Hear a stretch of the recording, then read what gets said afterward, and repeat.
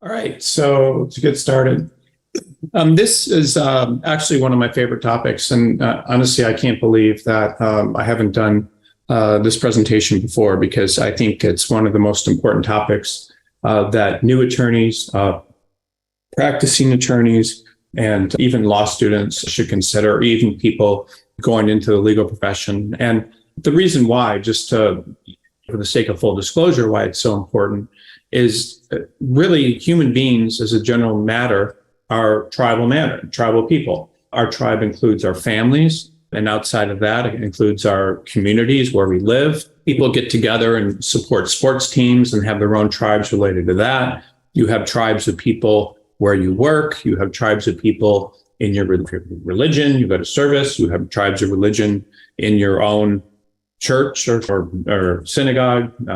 See the PowerPoint. And you also have tribes. Let me just start this PowerPoint here.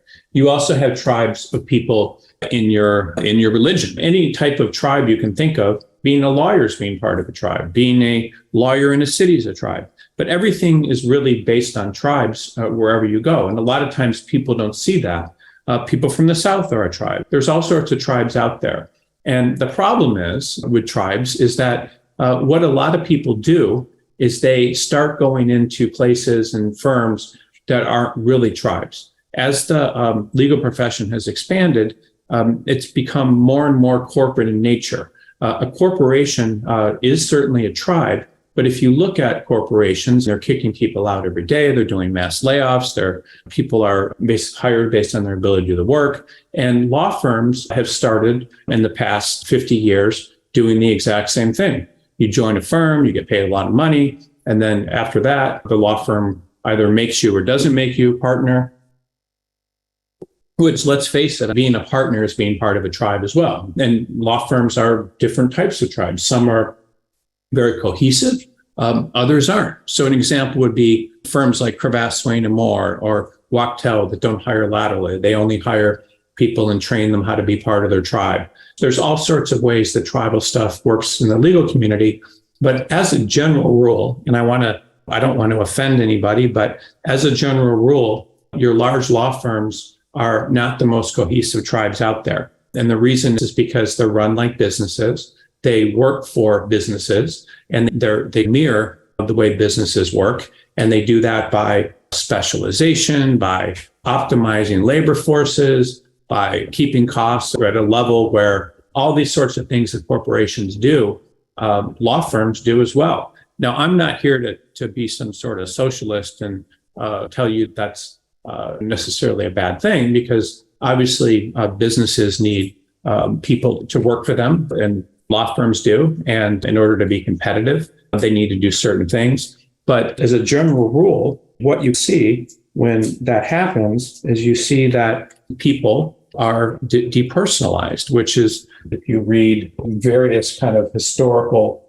things that, and I don't want to get too far into this topic, but if you start reading Adam Smith and various types of things that came out during that time, you start learning that there's problems when workers and people are dispersonalized for the sake of a business. And what my point to you, and when I get into this presentation, what I will talk about is the fact that that's what's happened to some extent in a lot of big law firms and even small law firms as well. People are basically brought in irregardless of their affinity or ability to connect with whatever the meaning of a tribe is there. And as a consequence, they become commodities. And if you're a commodity, you really don't have any competitive advantage or people to protect you and for your career. There's a lot of ways you can get around that. For example, you can join firms and then you can meet partners that have their own tribes and they can protect you, which you can do.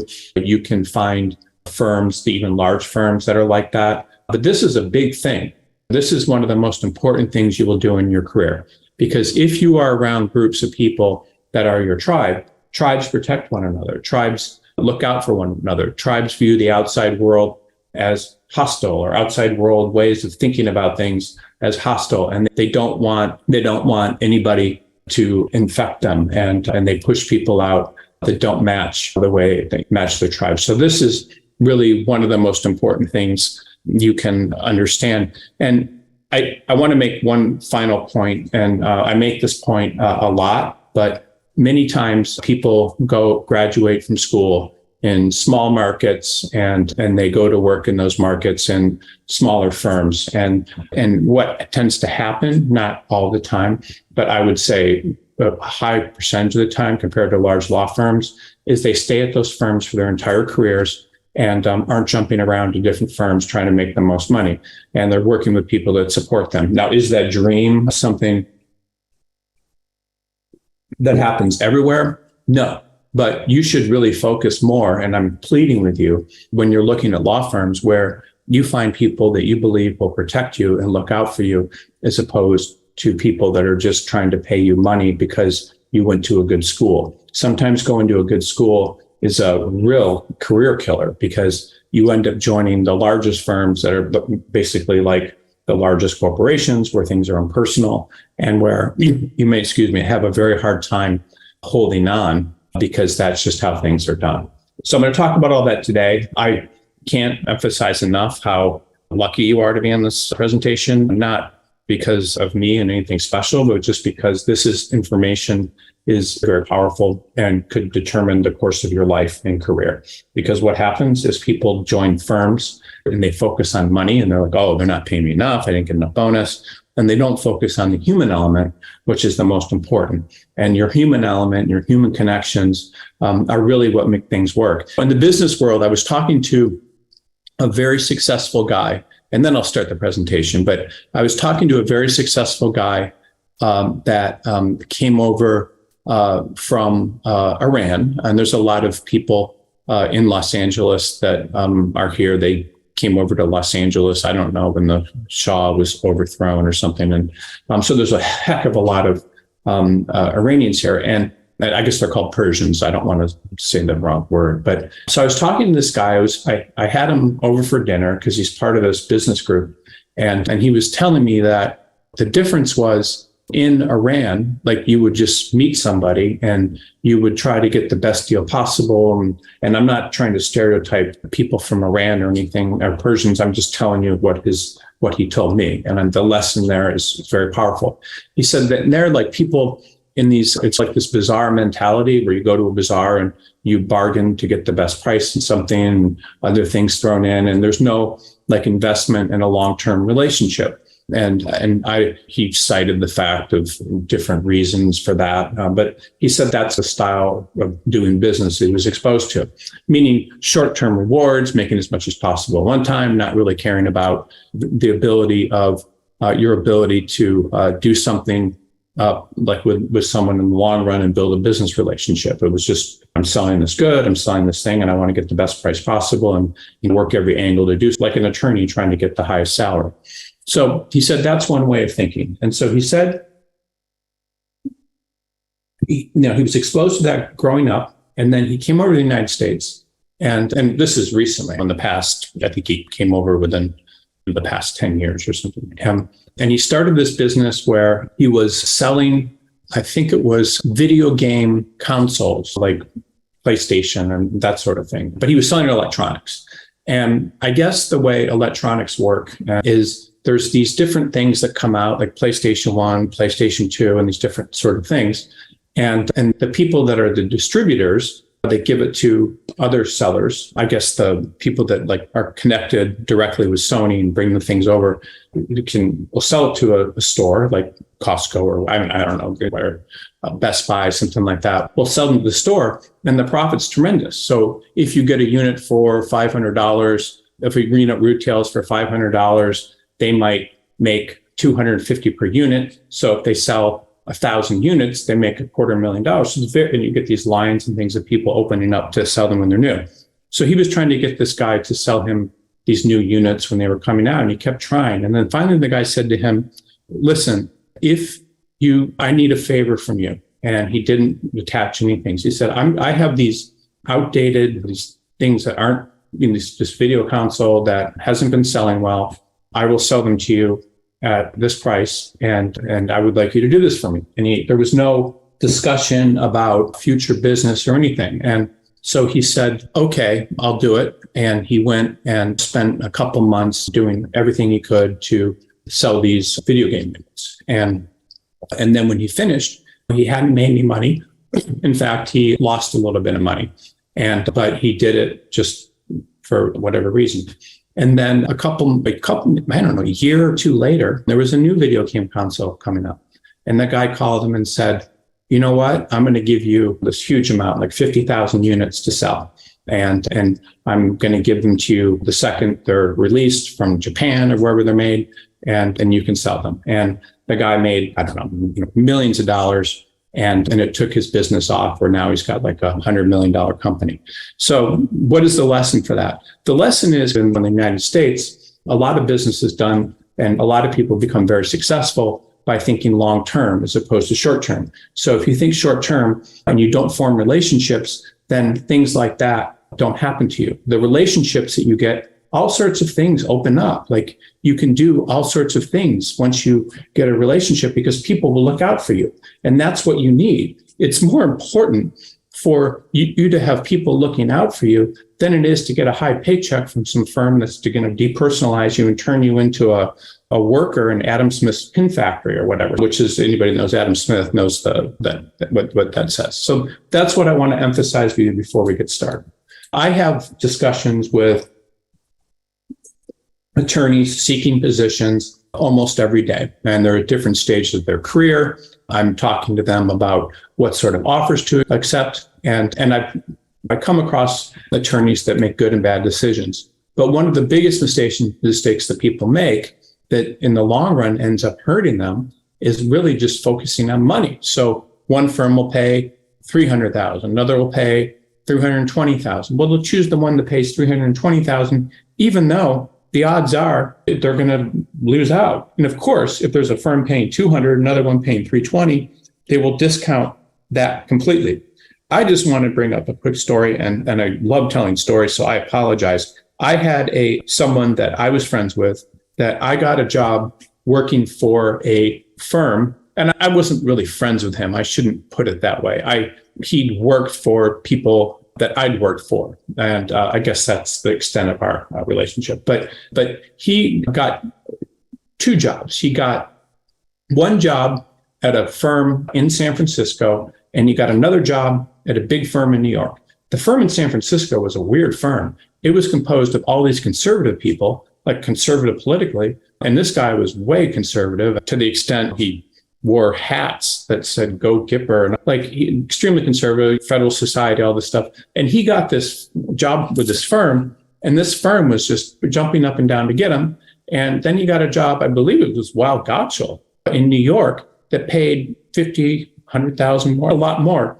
And he chose, and these people really loved him. They thought he was like the greatest, and he interviewed well, they connected politically, everybody understood each other, like how they thought, and he was just in a really good place. He could have done well. He could have stayed in this firm in San Francisco, which wasn't a huge firm, maybe 30, 40 people, for the rest of his career. He could have done it, and because everyone liked him and he identified with them. He'd done all this political stuff and they were all the same.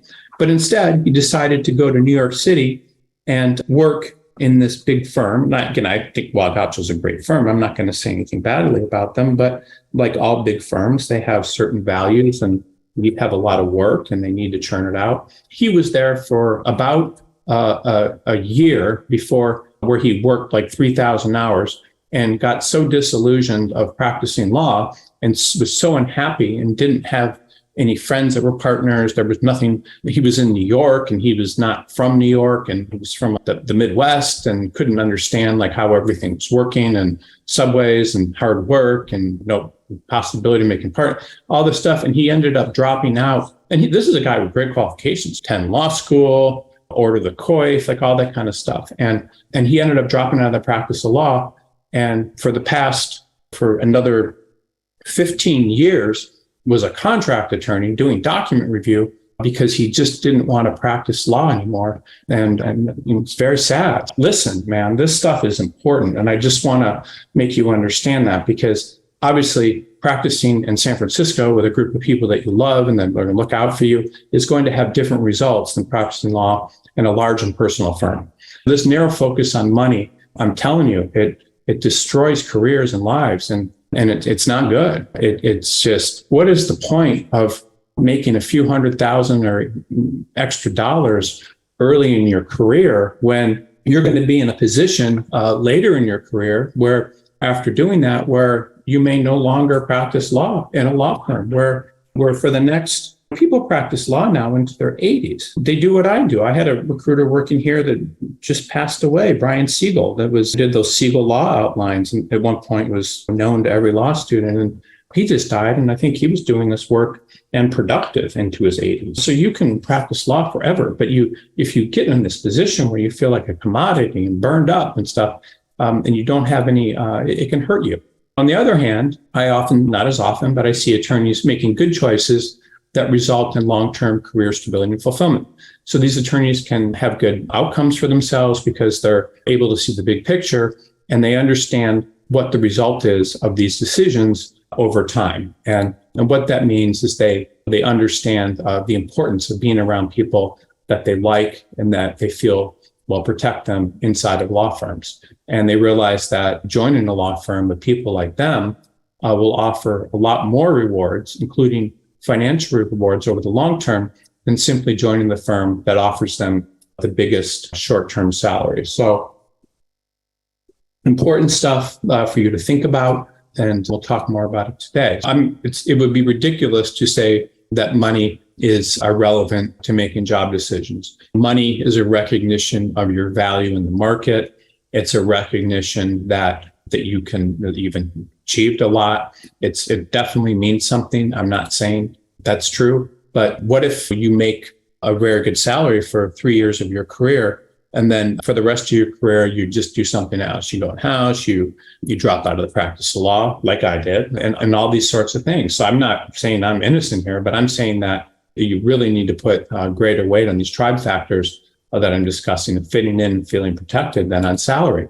And so if you find your tribe, it's going to enable you to feel happier on a daily basis and more fulfilled. And it's also going to enable you to earn more money over time, because just earning a few dollars and putting your entire career front and center, taking your career and your love for law and your possibility and cramming it into the first couple of years of your career isn't a good thing. And this is what a lot of people do, because they become so disillusioned. No one's their friend.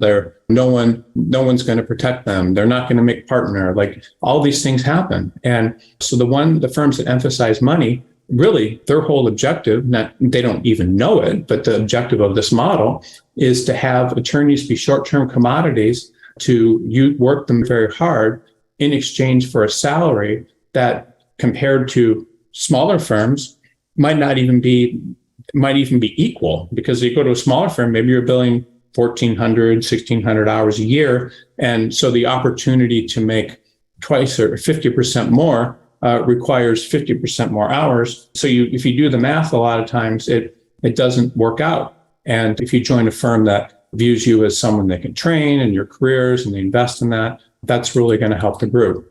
But when a firm views you as a member of its tribe, it doesn't want to toss you aside.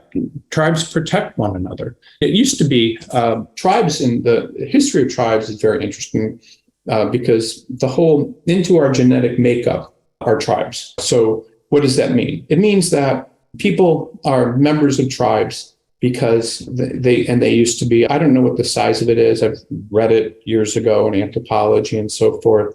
But tribes used to be something that everyone was a member of. Some members would hunt, others would take care of kids. Everyone had roles in tribes. And the tribe that you were a member of, this is pre-agriculture, meaning pre-cities, pre-all that. So it's not too far off. Indians, tribes, and the Native American tribes, and all these sorts of areas of the world.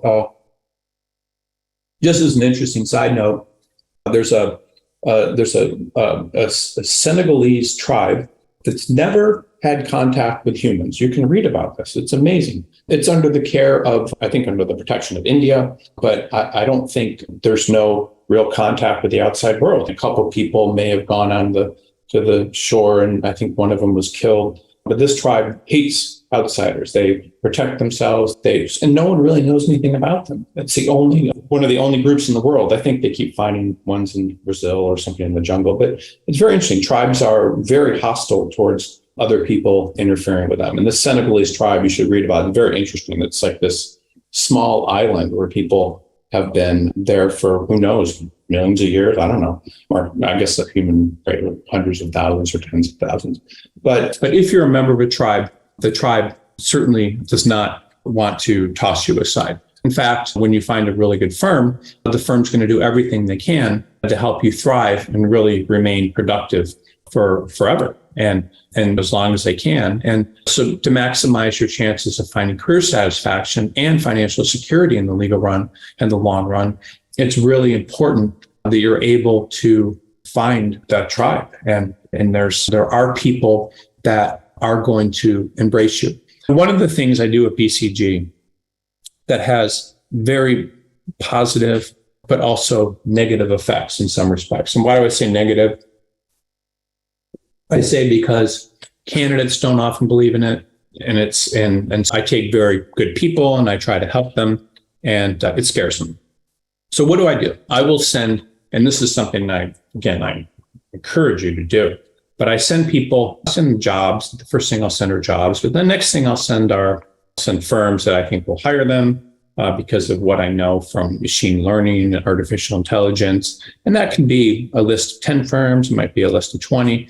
But then I keep sending them more and more firms. And the reason I do that is because I know, but people don't necessarily, that the more places you look at, the more likely you are to find that tribe. It's not just about finding a job, it's about finding a tribe.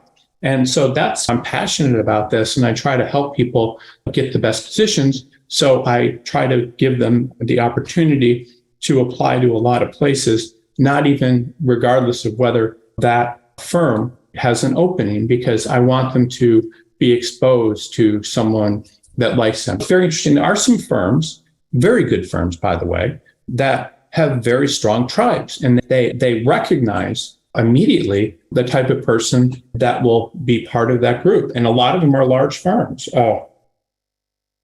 A firm like I'm always amazed because I can tell based on a resume the type of firm that will like it. Even large firms, I can say this. I know that Milbank is going to think this is an awesome attorney, or Latham and Watkins, which has a great culture, is going to like this person when there's just all these different people that they might not. So the tribe is important. This is what people are really hiring for. You think it's about grades, you think it's about all this stuff, and it is to some extent, of course, but in the long run, all of this is really about the tribe that you're finding.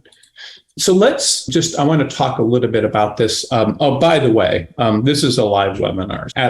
When I'm done with this presentation, I will, of course, take questions. I will take as many questions as you want within reason. Last week, I think we spent 4 hours or 3 hours. I don't know what is taking questions. So it's a good opportunity for you to ask questions, just thinking about those and writing them down as you're watching this webinar, because you may have questions about this, you may have questions about something else, and I will answer them. And if I don't answer them all, which I usually do, then I will make sure I answer them next week.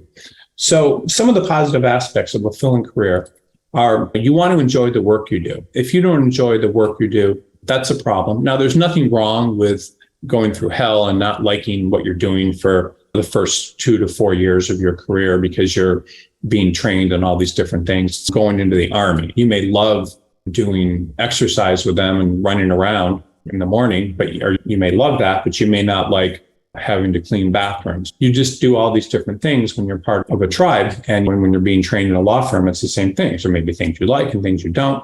But ultimately, when you get to a certain point, you should enjoy what you're doing. And you should say, I'm looking forward to getting a position where I can do this type of work. If you're in a law firm doing litigation, maybe your first 2 years are really geared towards doing a lot of discovery, and you really want to do briefs and go to court or whatever. And you're not going to get that experience, that exposure maybe early in your career.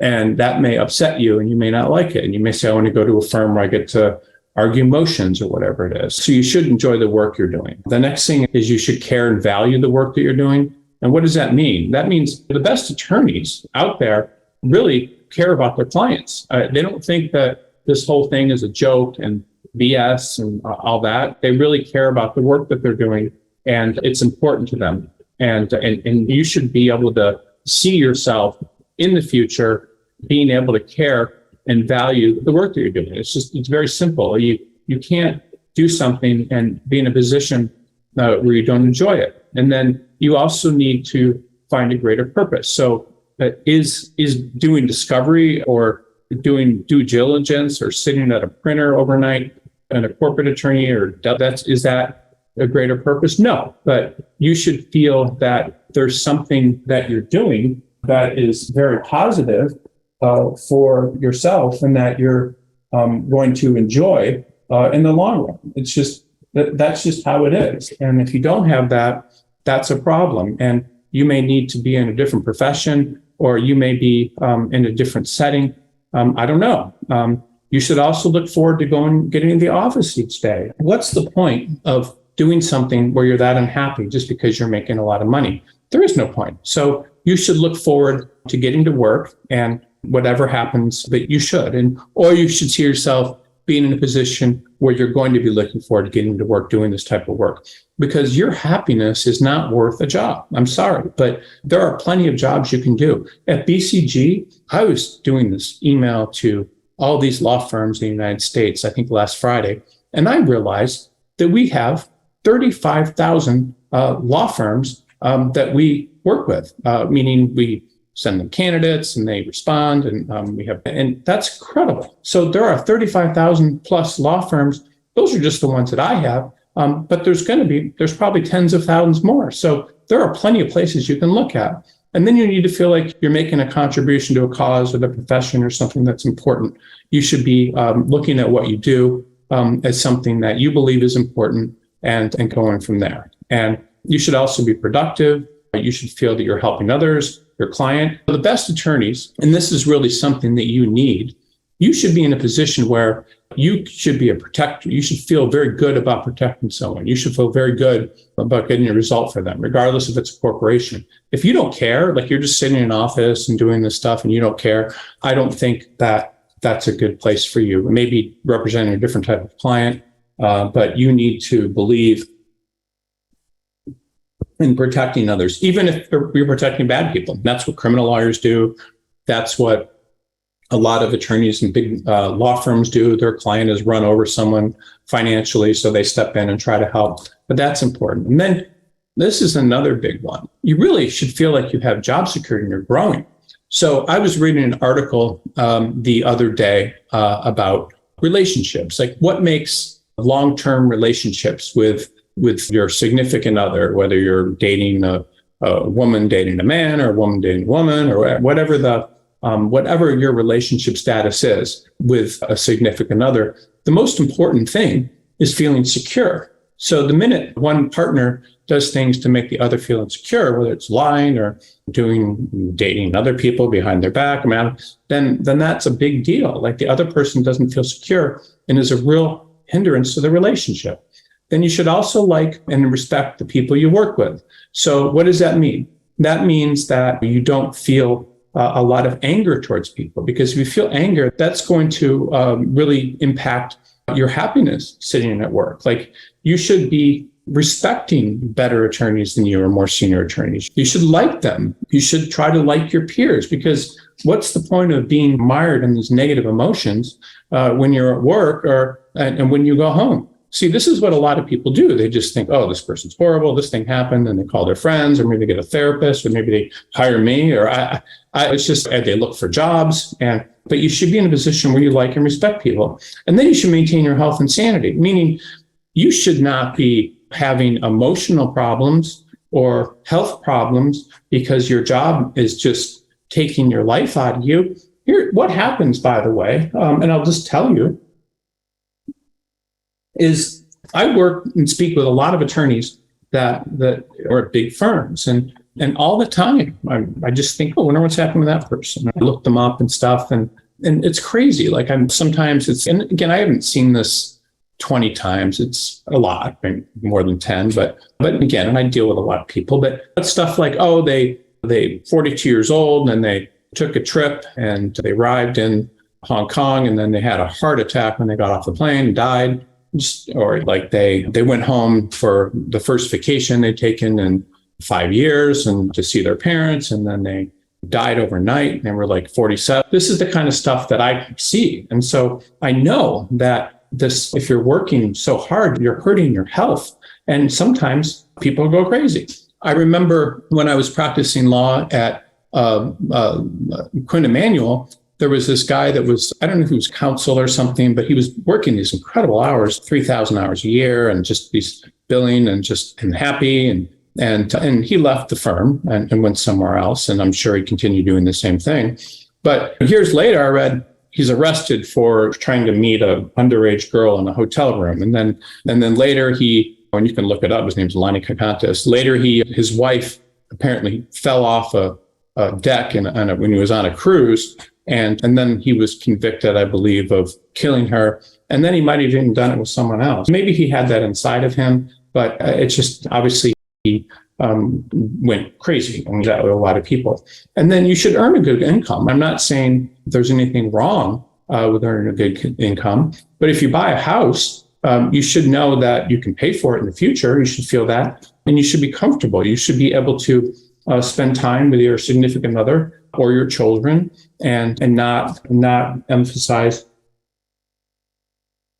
that over other things. When I was growing up, there was a guy that I went to school with, and his dad was a litigator at a big firm in Detroit named Miller Canfield. Went to Harvard Law School, I think, and then Amherst, the dad, and it was a big deal to go to Harvard Law School in the town I was living in, because there weren't a lot of lawyers like there are in most towns. But anyway, he never saw his dad and became addicted to drugs and got kicked out of prep schools and stuff. And a lot of times when you see that in kids, it's almost like a cry for attention. So you should be cognizant, no matter your age, that if you are doing this stuff and ignoring your children, it's going to have consequences that are going to maybe affect them for the rest of their lives. I've met people like in their 70s that want nothing to do. They want nothing more than to talk about how bad their parents were to them, and their parents have been dead 30 years and stuff. So your parents and being around is important. Having a family may be important. You don't have to have a family, but you should at least be happy outside of work. And you shouldn't feel like you're threatened all the time, like your job's at risk. If you make a mistake, you're going to be publicly humiliated and all these sorts of things.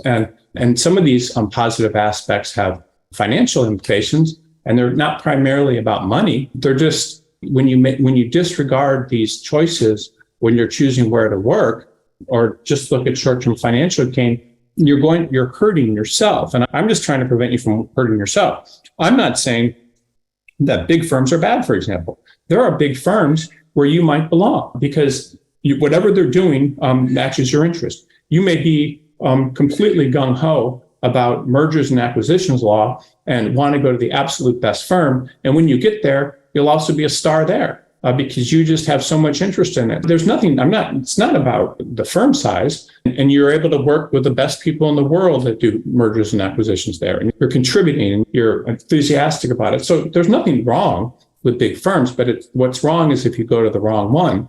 And I'm urging you to try to make your career choices towards finding a tribe, because this is going to increase your chances of being happy, of actually more money in the long run, because you'll still be practicing law and all of these positive aspects. You're going to make more money if you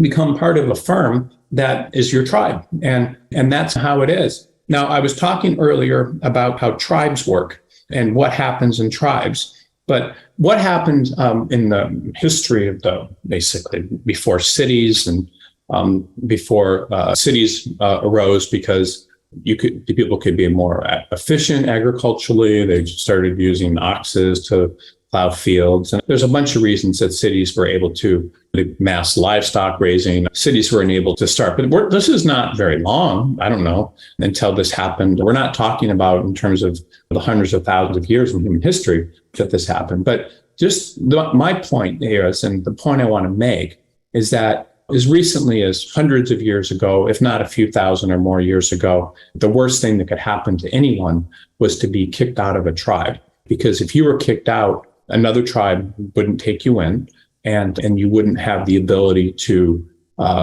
feed yourself. You wouldn't have the ability to meet people and have friendships and to reproduce, all these things. And so what would happen when people were kicked out of those tribes is they would die. And so that's what's in your DNA. This is all of our DNA. It's why being part of social groups is so important to people. It's why people identify with the firm they're in and the jobs and the schools they went to. They want a tribe, but a real tribe is much different than those things. And so this is hard coded in your DNA. It's what all of us have. They have a need to be part of that.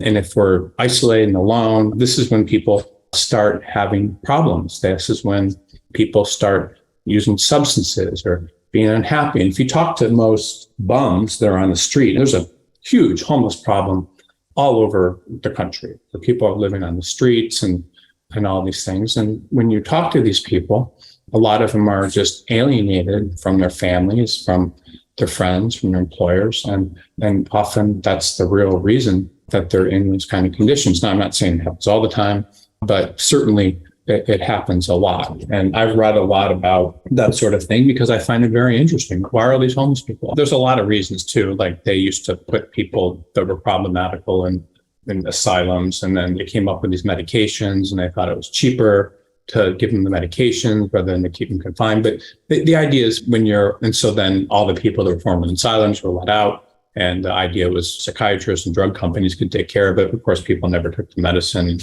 So you just had the same thing, but on the streets. But the point I'm making is tribes are incredibly important. They're important today without being part of a tribe. And if you're a homeless person, if you have a family that's taking care of you, you're not homeless. If you are a homeless person and you have friends that look out for you, you're not homeless. If you are a homeless person and you have a significant other, or you're part of a social group or some church or something, you don't become homeless. There are several religions that I can think of that would if members would step up and help someone if they had those problems because they're part of a tribe.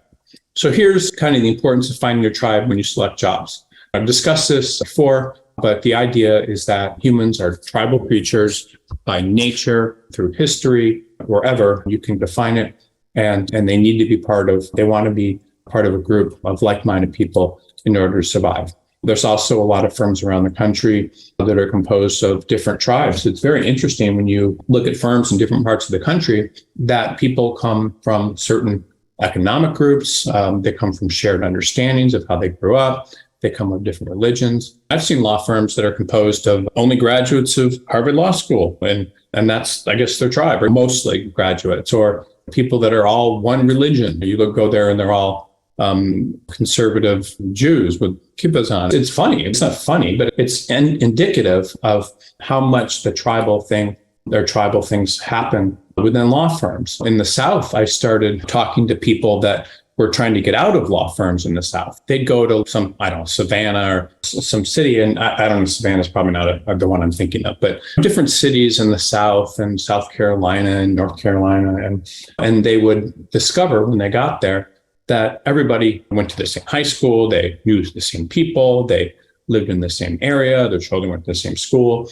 And because they were coming from New York or Chicago or something, they just were never part of that because those people were so tight and shared so much in common with each other. The person felt very isolated and alone and all those things that happen. It's depressing. I mean, you spend Christmas alone. And so that can happen. And because some cities and some firms are very tribal.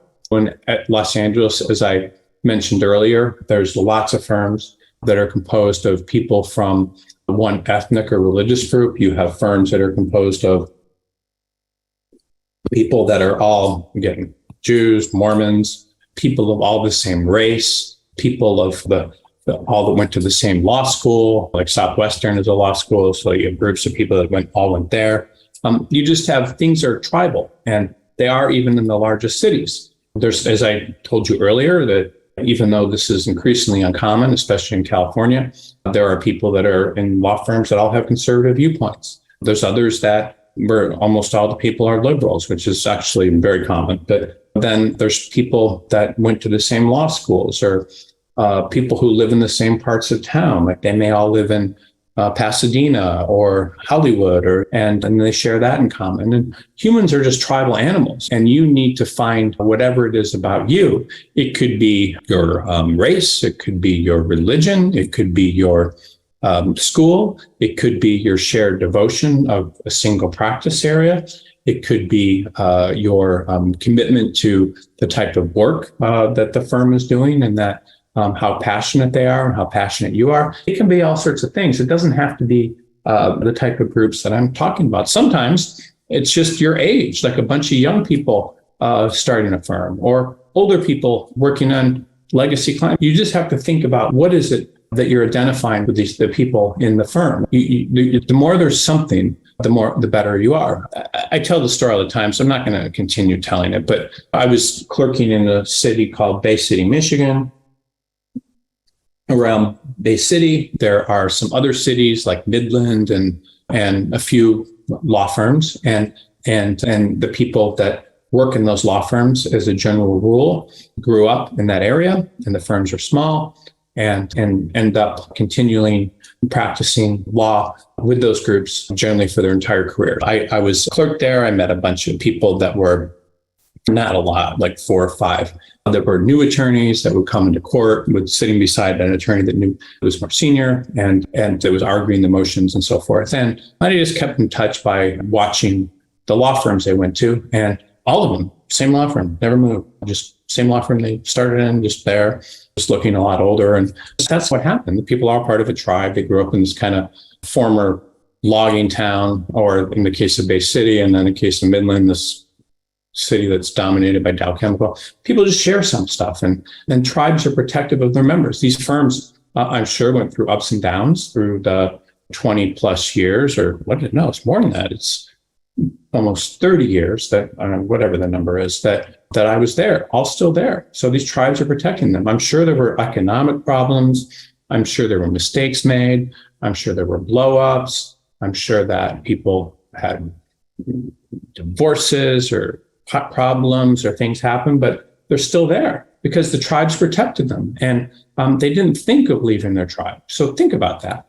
And so if you're part of a firm where you're really part of a tribe, the firm's going to need to think very hard if it wants to fire you or lay you off, because the firm knows that if it does, the other members of the tribe will want to stick up for you and will constantly be reminding each other of how poorly you were treated. If some member of the tribe is treated unfairly, and it's a tribal type firm, then others will step up for you, and they'll be mad at the person that overreacted or treated you poorly, and they'll support you, and you'll still be part of the tribe. And tribes protect their own people, and you need to be safe. You need to be safe on a level, and you need to be safe because that's what's programmed into our DNA. This is what people needed to do to survive for hundreds of thousands of years. They needed to be part of tribes. So all this disconnection, all this feeling alone, all this need taking antidepressants or drinking too much or using drugs are just substitutes for connecting with someone. All of your self-help groups that for people that have problems with gambling or alcohol or drugs, all they're like, they put you in little tribes. You go to AA meetings, you're there with little tribes of 20 to 30 people. You're all sharing your shared experiences. You get sponsors, they protect you, you to talk to, and they're part of the tribe. And then the tribes help each other.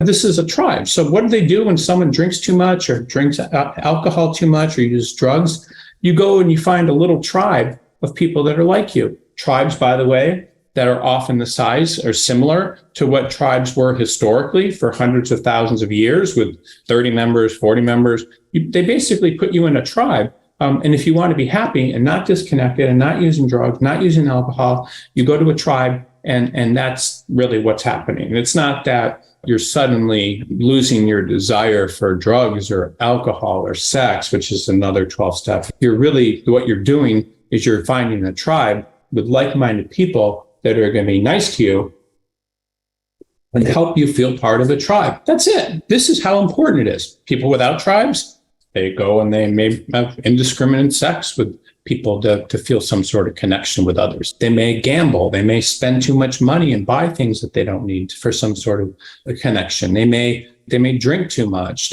All these things are about connection. Some people drink because without drinking, they can't be social, which is connecting. So all of this is about connecting. Even I remember, and I shouldn't talk about this, but it's because it's not very nice, and I don't like to identify with this necessarily, but when I was in college, I was in this fraternity, and they would go and people would sit there and go through hell with water being dumped on your head and people making you drink too much and making you run around the city in the middle of the night, getting cigarettes, and just really awful behavior, going to the bathroom in some cases on people, like peeing on them. You saw that. Very horrible behavior. But they did that because the idea was if you pay the price and you go through this pledgeship and you humiliate yourself in front of the group and publicly and you push yourself to the limit, then you will be part of the tribe. And that tribe will be your identity the rest of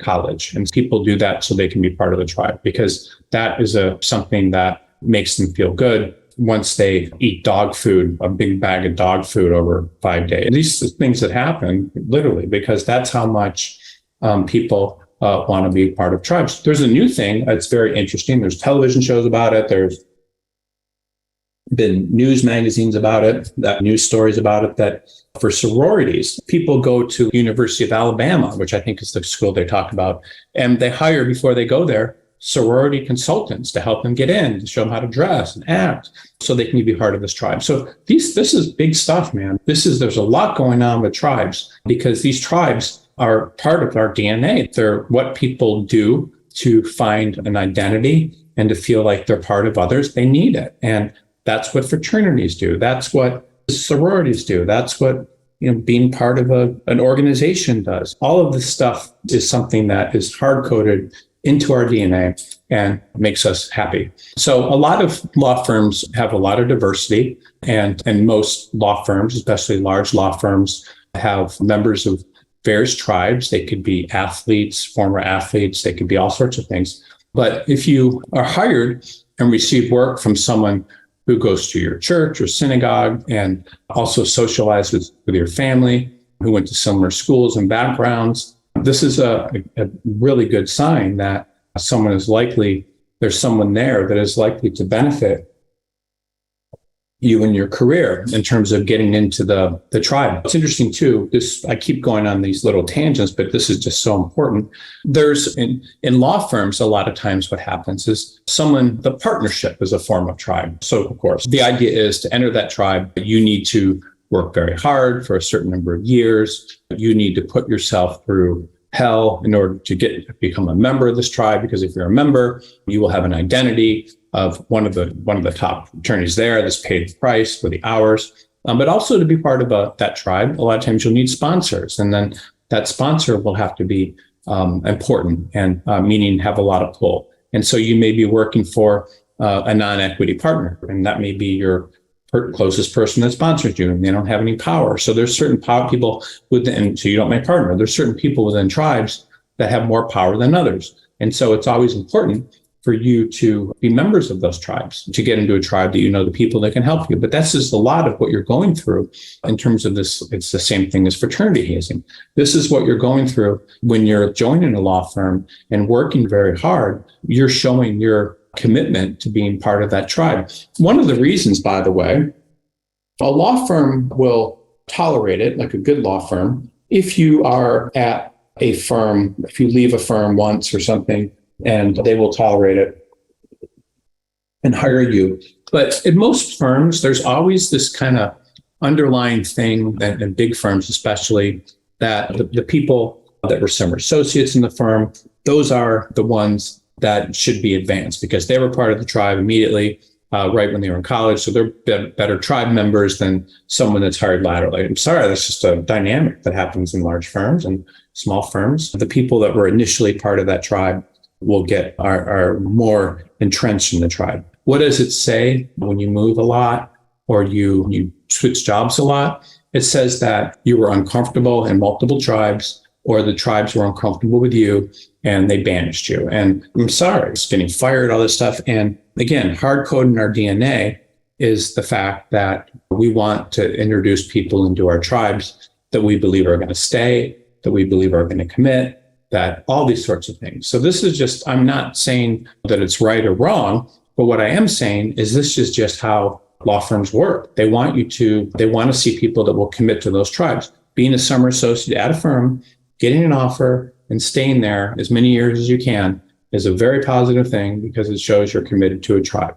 Working at multiple firms and not staying there is not a good thing because it shows you can't be committed to a tribe. Going in-house and wanting to go back to a law firm is not a good thing because in some places it just doesn't work because it shows you're not committed to being in a law firm tribe. You don't care what kind of tribe you're in. So all these, and then therefore you won't commit to their tribe.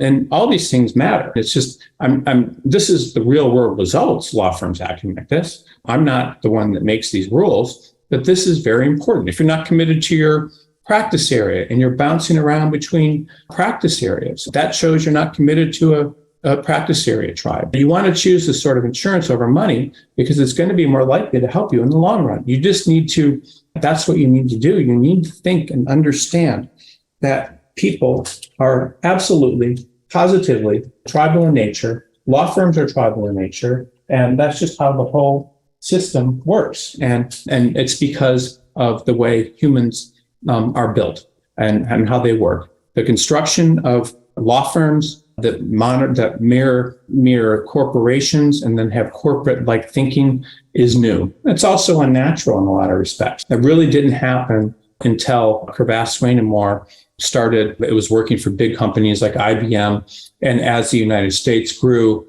after World War II, the law firms, starting with Cravath, started increasingly monitoring or mirroring the way that corporations work in terms of productivity, hours, and more importantly, hiring associates at a high hourly rate, a high salary that were the best law schools, and then letting those associates go when they got more senior, and then actually sending them to work in their clients' offices as in-house counsel because they wanted loyalty and they wanted work to continue. So this is how everything has worked.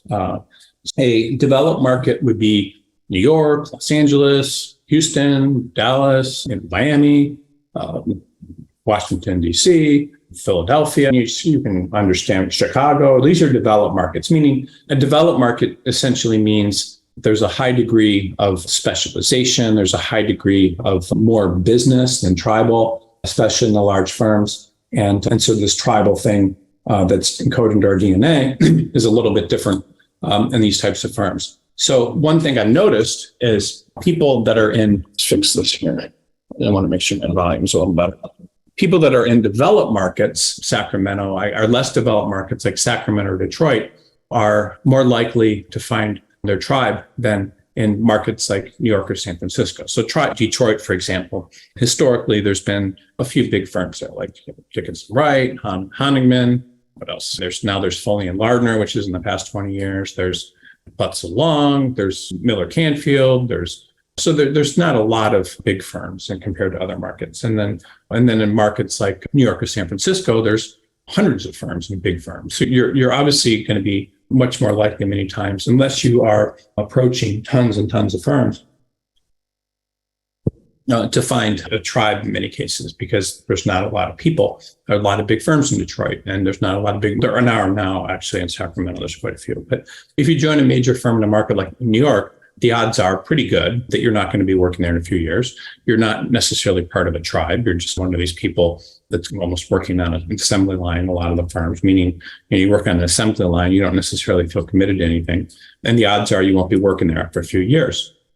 These firms may merge or consolidate with other firms. Sometimes they dissolve. They may have silos within them of partners that don't talk to other partners. They may merge with firms that have different values. They may be branch offices of attorneys that are cobbled together from a bunch of different firms. So there's no real solid culture. All these sort of things happen. And these firms will have a high level of attrition and turnover. And often the partners will turn over too. So what is this thing? what is this firm? What does it stand for? And people leave and constantly, and then there's just ongoing problems. And people will get fired, get laid off, or more often than not, leave on their own. Why wouldn't you? You feel like you're just this commodity. It doesn't matter how hard you work sometimes. It doesn't matter the quality of your work. There's always someone that can replace you. It's just a complete waste. It's interesting that I was talking to someone recently that went on dating sites, and that person said that on those dating sites, they would meet people and they would go out on dates. And then, of course, a lot of those dates wanted to, this is a woman telling me this, jump into the sack very quickly. But everyone would ghost each other, and people would, and there was no connection because people just had so many options. They could click this and click that and then go out, but not as much in the past where you'd meet someone and there weren't a lot of other people you could meet, and therefore you were more likely to commit and or try to make something work. Whereas now there's just all these other options. There's no need to connect with anyone because there's more people available. And so the people that go on those are by nature unconnected with others. So it's just something to think about and realize how it works. And other attorneys are going to be lured away from money in a lot of these large firms that are in very sophisticated markets. They'll go to other firms or into other careers entirely. There's this thing too with a lot of attorneys that work at major firms where when they get into a position where they can't work at another major firm because they're just too senior or whatever, then they quit practicing law altogether because their egos are so entwined with the illusion that they're part of the tribe of big firm people. And let's just face it, when there's a market slowdown, especially in corporate, firms in big cities, including New York, like San Francisco, Palo Alto, will just let people go in droves. There's no need to keep them around because there's always other people that they can get. So let's be profitable in the short term in order to just find people in other ways in the long term. And these firms, they're run like oil machines. They're always hiring. They're always firing people. They'll sometimes let people go or keep people working until they can find another person that they think will work harder, they'll like better. And it's just a massive human toll. It's meaningless. It's all about the money. What's very sad for me, and because I review resumes all day, there's so many people that are getting laid off from these big firms. Sometimes they start the firm right out of 2023. So people started in, we're just going to start September or August or whenever. And then by December, they're out of work. And what do you do? And that's horrible. So it's like these firms are just about making money. And that's how capitalism works. I'm not criticizing capitalism. I'm not criticizing firms, but that's how it works. There's just you're making a trade-off with a lot of firms. I want to be very clear with you that not all large law firms are like this. One example would be Sherman and Sterling. Sherman and Sterling for decades had never laid anybody off. It was a very stable place. And then suddenly in 2001, it started, and this was a top tier New York firm, just about as part of a very elite circle of firms, and started laying off a lot of people. They laid them off all over the world. And their brand really suffered because they did that. And I don't know that they did that in 2008. I think they realized that they made a mistake, at least for their brand. And there are firms that don't do layoffs. They always protect people. There's big firms that protect people where you never hear about layoffs, and they frankly don't happen. So I'm not saying that all large law firms do this. There are a lot, and I don't want to name names because it could change, but there are a lot of them that really commit to their people. And the only way you can lose a job is if it just doesn't happen, at least for recession reasons. But a lot of firms, majority of them, when things get tough, and they always do, you'll often just be cast out on the street and you'll have no one to protect you or shepherd you through, meaning they're not going to try to find you a new job. They'll give you some severance. They won't hire you in the future if you want to come back. They will just kick you to the curb. And that's scary. This is what happens in capitalism. And then these are just financially run law firms that are putting finances, short-term finances, over career, essentially. And when I say things get tough, and they always do, yes, they get tough. So they got very tough in late 2000 through 2001. They got very tough 7 years later in 2008 through 2011 or 12. Thankfully, they didn't get tough 7 years later. Things tend to run in 7-year cycles. They didn't get tough in 2008. Actually, no, I'm sorry, 2015, like you might have thought they would. There's a lot of reasons for that. And then they certainly didn't get tough during COVID as much as they otherwise might have, because the law firms and other were being propped up financially by the government. But now there's a cycle where there's a lot of slowdown in IPOs and different things, and real estate's very weird. And so things are slowing down again and people are losing jobs. So these cycles just happen. They always happen. You can't predict them. You could get out of law school in a bad cycle and just be completely ruined, not ruined, but have problems. You could be practicing for 2 or 3 years and you could be hit by it and you won't know what happens. So a lot of people, when this happens, their careers come to an end in these major markets and when the market slows. And then what's so funny, and I'm sorry to bring this up, but if you are in a market that is laying people off in a certain practice area, you think you can just apply to other big firms and get a job without realizing that those other big firms are getting so many applications in their practice area, whether it's mergers and acquisitions or securities or finance related. They're getting so many applications that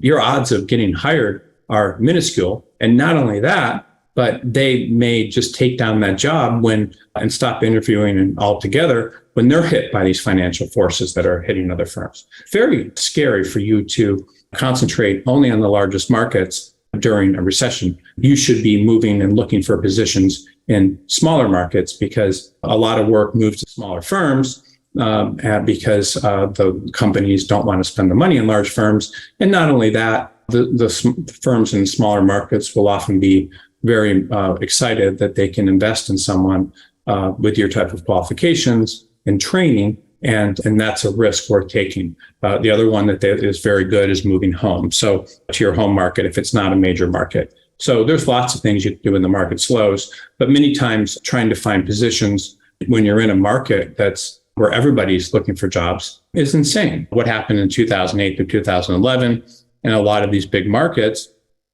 is there just wasn't any work. So people tried to do the same thing over and over, getting work. It's like beating their head against a wall, and that's what happens. So it's not anything to worry about. It doesn't matter many times you're a partner or counsel if you're a non-equity partner. When the gravy train stops, meaning a lot of work coming in, so does your job. And often your career. I do want to offer a couple of things. I know last week people were asking about reviews. And it's interesting. If there's so much work and everyone's working their tail off and the economy's going great, a lot of times the firms won't even do reviews because they're just too busy and they don't want to say negative things to you because they just want you to, people are so much in demand, they don't want to upset you. And if they do reviews many times when the market's hopping, they may just give you very positive reviews. You're not doing great work because there's just so much work and they need people and they want to keep you happy. But when the gravy train stops, then the reviews suddenly turn very nasty, and that can be scary. But again, joining firms and smaller markets, I put Sacramento, it's actually a growing markets. I don't even know this is, I would say in something like Bakersfield, California, there's Sacramento, but things are often a lot different. And those firms often don't hire as many people because not as many people are leaving. And because it's a smaller market, the salaries often will not be competitive with those of large law firms at all. I see situations, it's very funny. There's firms like in Los Angeles that may pay a starting salary of, say you're a patent prosecutor, of $200,000. And then you drive 15 miles to Pasadena, California, and it's a suburb of Los Angeles, and the starting salaries might be half of that. And it's the same thing. In a lot of these firms, the salaries are lower because the billing rates are lower, but the clients like the lower billing rates, so they give more work. And there's more stability, but there's just a lot of things going on in the background that I hope you're picking up today, because there's a lot of stuff here that is very important and will change the nature of your career. And attorneys in markets that are smaller, and again, I don't like the fact I'm using Sacramento because it's actually a much bigger market than when I worked on the B side. But anyway, people that work in those small markets generally hunker down and will plan on staying with the same firm the entire of their career if they can. Now, not everyone's like that, but a lot of them are. And it's more of a tribe. And And many of them do end up staying in those firms. And there's just more loyalty. People feel welcome. There's more emphasis on cooperating. They'll say things like no jerks policy and stuff. And every firm says that, but they'll actually mean it. And a lot of times there's more emphasis on training, like they will spend time with you. And there's more emphasis on not burning bridges. And these firms are structured to help and not necessarily, they want to lift you up and they want you to be happy, and they don't. It's just different. They're not going to overhire during excellent economies and then lay a bunch of people off when the economy slows down. Now, again, I'm not talking about and saying all firms are like this in smaller markets. I'm not, but I'm saying that this is, for me, from what I've seen, looking at attorneys in hundreds of legal markets, more often the norm than not. And because these law firms protect their own, these people are typically protected from layoffs during recessions or just for economic reasons when the firm loses business. Partners of these firms often practicing into the late 70s, they still keep them around. It's very funny. And you see these people on these websites that you're like, wow, they graduated from law school in 1960, but it's true. And then they're often given titles like of counsel and stuff, but they still have a home and a tribe they can go to, and people respect them and come talk to them for advice and ask them questions. And they have an office to go to. In these offices, they're able to keep their minds active, feel needed, and where younger members of the tribe can look to them as valued resources and mentors. And for the most part, people who join these firms settle down, start families, buy houses. They may not be the kind of houses that you would buy if you're in a big city, of course, but certainly they're able to do it. And they may live pretty normal lives where they can spend time with their families, where their spouses don't feel alienated and need to divorce them or run around. And yeah, I was going to tell you a story about that, but I'm not sure that I want to. But anyway, a lot of lawyers that work very hard, their spouses will find other people to be with them when those attorneys are at work because they're not getting any attention. And it's very sad, but I've actually seen a lot of that. Yeah. But it's also scary. So if you don't give your significant other enough attention, many times they'll find it elsewhere. I'm just telling you that I've seen that a lot, and it's very sad. I remember I'll just tell a quick story. I was sitting next to a guy when I was in college, and he was this guy that, I was complaining about a relationship or something that I had with a girlfriend at the time.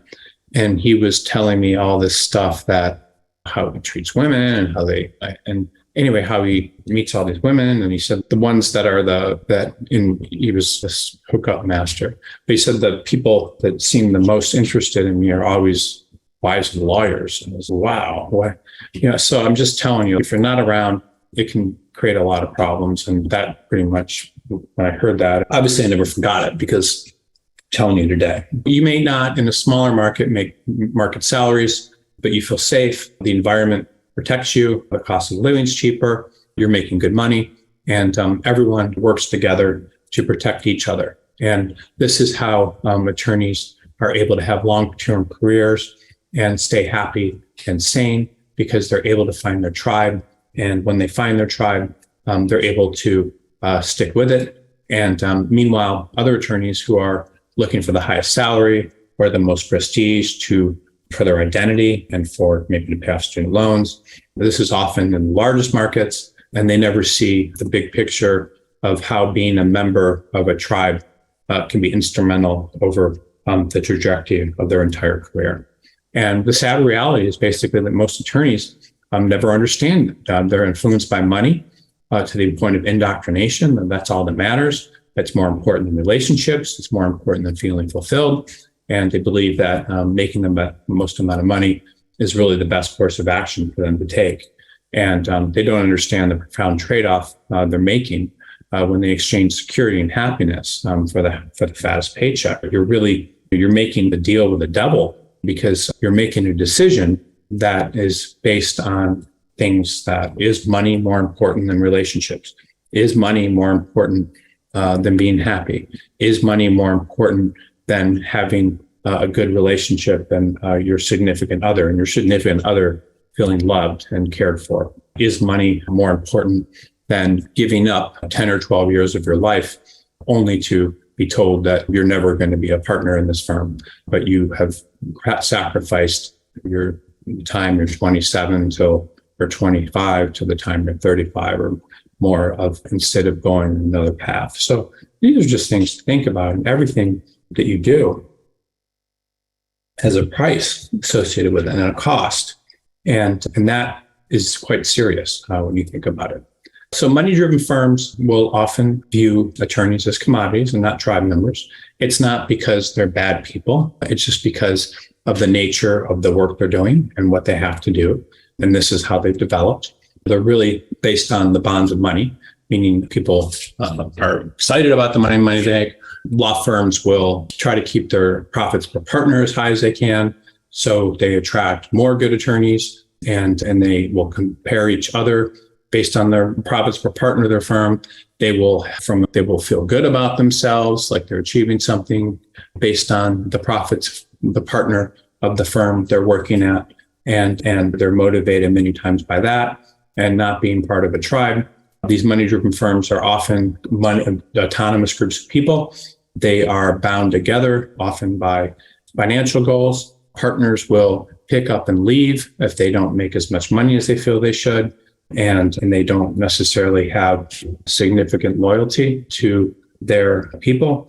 And in reality, self-interest rules. There's no connection to the group, no loyalty.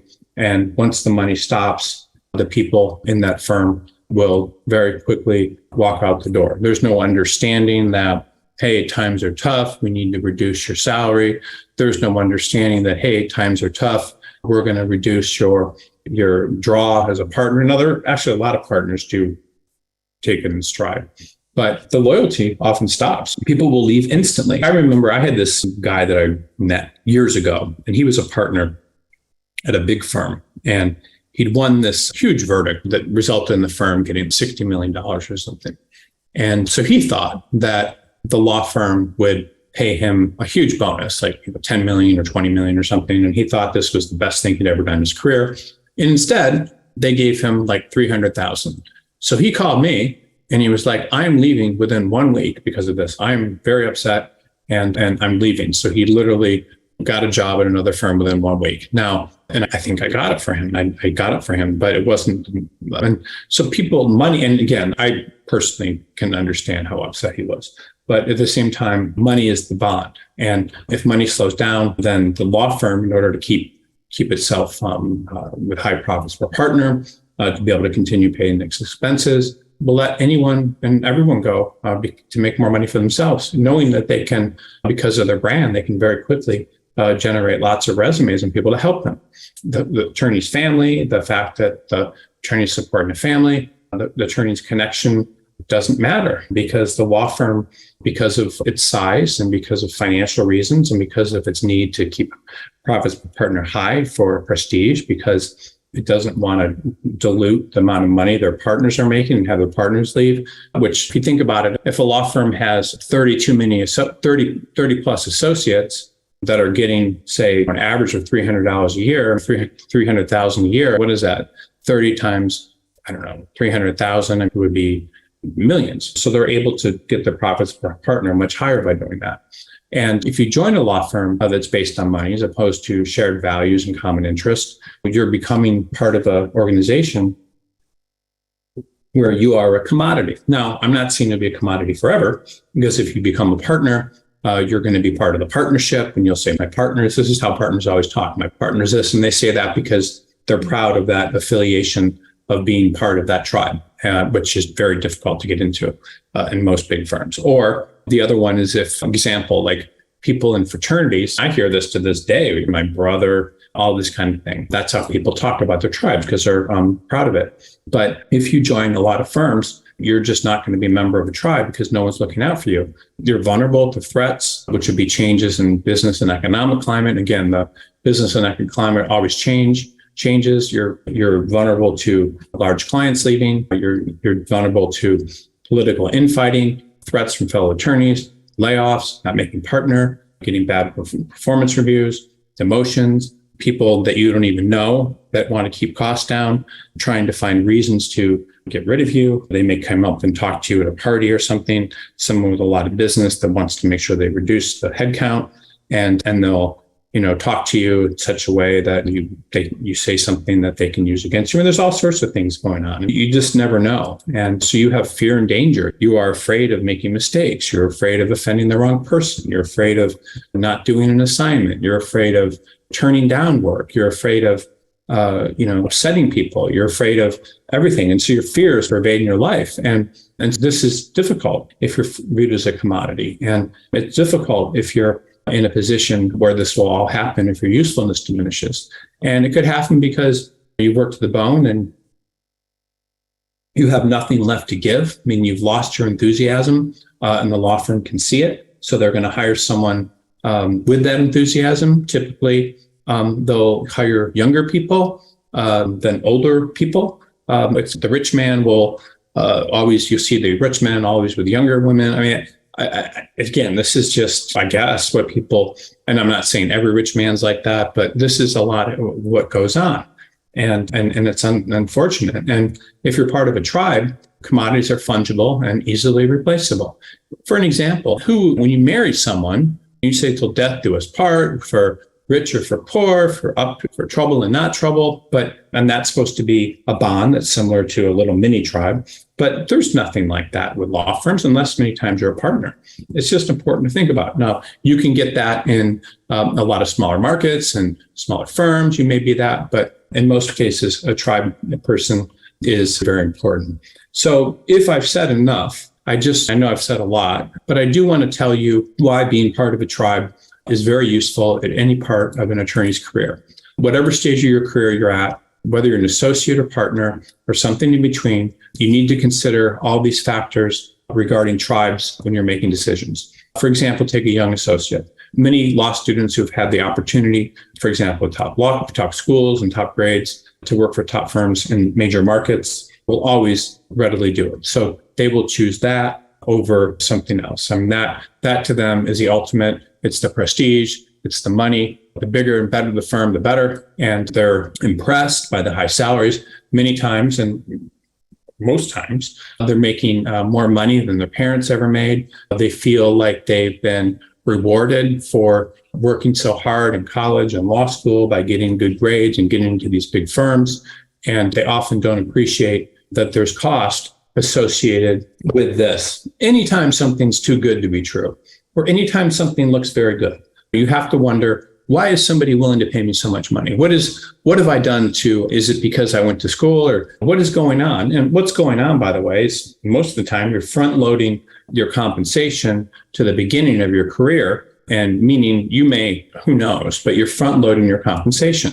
Blinded by money and prestige, a lot of these attorneys are disappearing into a bleak, hostile, exhausting world where no one's looking out for them, no one's protecting them, no one's advancing or caring about them. And if they are advancing and caring about them, they're basically sometimes just making it look like they're advancing and care about them. So what do I mean by that? Someone will join a law firm and they'll get really good reviews when they're a mid-level associate, and they'll just feel really good about themselves. And then they'll become more senior, and the law firm will have a lot of work, and they'll start getting a lot of good reviews again. And then maybe they'll be told, yes, it looks like we're going to be able to make you partner the next year, while that person's still doing a lot of work. And then the law firm will sit them down, and maybe they'll defer them for 1 year, maybe they'll defer them for 2 years, maybe they'll defer them for 3 years. And these deferrals are basically so they can continue profiting off whatever work this attorney's doing that's making them money. But the work will slow down, or the law firm will just decide that they would rather bill you out as a junior, bill out work to junior and mid-level associates to save their clients money. And then they say, sorry, we can't make you partner. We would appreciate you leaving within the next 3 months or something. Sometimes you'll say 6 months. Sometimes you'll say 1 month. Sometimes you'll just let them go.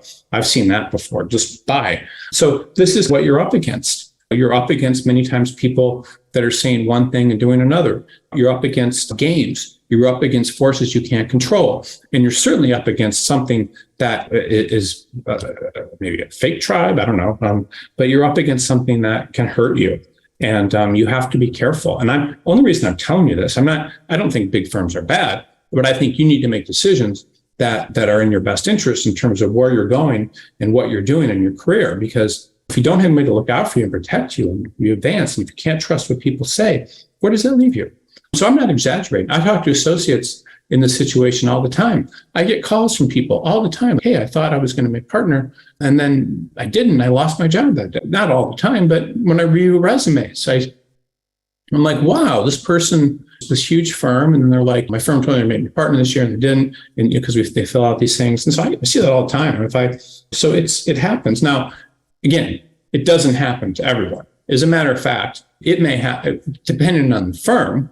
They may make more partners than not when people get senior, or they make everyone a partner that's up for partner, and it could be a big firm. So again, I'm not stereotyping things and saying that all firms are like this. I'm just telling you that a lot of them are, and you have to be aware of that. When this happens to people, they're in a position where they've dedicated 12, 14 years of their life to a firm, and they have to leave. The tribe's kicking them out after they've given everything. They have to pick up the pieces of their lives after enduring a decade or more of inhumane hours, getting called and emailed at all hours of the day, maybe attacked by other attorneys and trying to be undermined by people in their class or more junior people, more senior people, or partners out to get them that don't want them to make more partners because it decreases their compensation. The lack of job security and 24/7 grind where you're working with people you can't trust, and that creates despair, anger, and negativity. Because of that, of course, many attorneys are addicted to substances. When I was practicing, I knew attorneys, several, that would go home after work each day and smoke tons of pot until they went to sleep. Or attorneys that would be at work and use all sorts of things to basically keep going. In its worst case scenario, which actually I've seen a lot of, smoking crystal meth. Come on, like in a big firm, like we're talking about the biggest firms out there, we're more likely cocaine or different things at work, and then at home, a lot of times all these downers, like going home and drinking 12 beers every night and then getting up and going to work the next day, and then repeating the same thing the next day and the next day. And so when you're disconnected from other people, when you're in an environment that you don't feel protected, when you don't see any other way out, because you will buy cars, you will, if you're in a big city, you will rent expensive apartments, you will do all sorts of things and that you don't use or go to very often to feel good about the money you're making. And so a lot of people, when this happens and they endure this shock, never recover. They give up on practicing the law altogether. I know so many of these people, it's astonishing. So this is what can happen. And at the same time, other associates many times or partners that are fortunate enough, not good enough, or didn't have the qualifications to get into the most largest firms will often find tribes in less demanding markets and end up having a totally different perspective of the practice of law. They'll like it. They'll get up and they'll be happy. They'll feel good about protecting clients. They'll enjoy it. They'll feel important. In a lot of smaller markets, if you move to a neighborhood, you're the only attorney. And people are in awe. Wow, it's an attorney. It's an attorney. And this is how, again, most of the country is. Not big cities. If you're an attorney in a big city like LA, people might think, oh, this person, they're not going to look up to it. They might actually look down on it because you're not in the entertainment industry, you're not a big internet tycoon, or you're not all these sorts of things. A lot of attorneys, when you go to the right firm and you're in the right market, and again, there are firms in LA that are great, that have that. There are firms in probably thousands, if not hundreds, in New York City that are like this. So I'm not saying that the market's the problem. It's often the firm and the way the firms run very efficiently, which means it's kicking out people to make everything efficient, or it's creating very harsh conditions to make more money. So if you're in a firm where the profit per partners are extremely high, the way they're that way is because they're maximizing the value of their labor. So meaning if you're working at a big firm and you're working 2,500 hours a year, another person's working 3,000, they're making a lot more money off you than if you were in a position where you were working 1,500 or 1,600 hours. And so you're actually basically being paid half of what you would be paid if you were at a normal firm. So the lure of being a partner and the importance of the work is actually putting you in a position where you're maybe making less money and than you normally would, and because you have less free time and all these things. And then the law firm's making a lot of money because it's maximizing its cost by working you to death. So a lot of smaller firms committed to the experience. Smaller firms, mid-sized firms, smaller markets, they often have gratitude for the work. They're members of a tribe and feel protected. And even senior associates and young partners that don't have any business may feel part of a tribe, and they may feel good. But I would submit to you that being in a place where you're going to have access to work that's consistent over time is a great thing. There's firms, big firms, that it's very funny. I was talking recently I talked to people that are 20-year associates at some law firms that have been 20-year associates there, worked there. They started there in the 9th year, and the law firm just kept making them associate. And then would sit down with them and say, this is what you need to be counsel. And the step after that would be partners. There's big firms, or some of them are actually very nice. And they might be working with 4 or 5 partners consistently, but they're just not there to be they're just not partnership material. So you may find a place, your biggest thing is to find a place where you're valued, where people, rainmakers, for example, are going to take an interest in them and protect you and train you and make you like the contact for the clients. And so you can do this in big firms, but you need to be able to do it, to have access to work in the long haul. If you don't have a mentor in a big firm, if you don't have people that are protecting you, then you're in really bad shape. So you are in trouble because no one's going to stick up for you. People with power don't have any reason to stick up for you. And you're going to be eventually, you're not going to be in a good shape. So you need to find groups of people that will support you. And that's exactly what people do that become partner. It's also what people do that become, where they're able to stick around as associates, or they're able to stick around as counsel. They have groups of people defending them.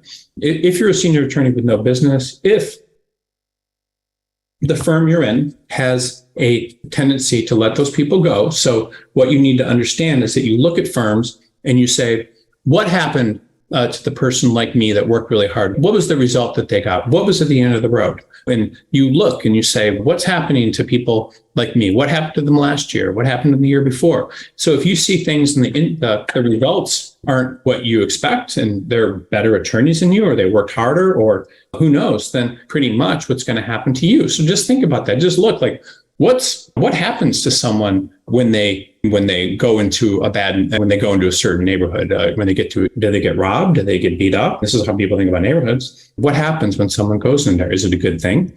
So you have to understand what's happening to people like you, and pretty much realize that's exactly what's going to happen to you unless you make some changes. The changes could be developing business, or working harder, or doing something different. But you have to understand, what happened to you. Remember, I quit my first firm.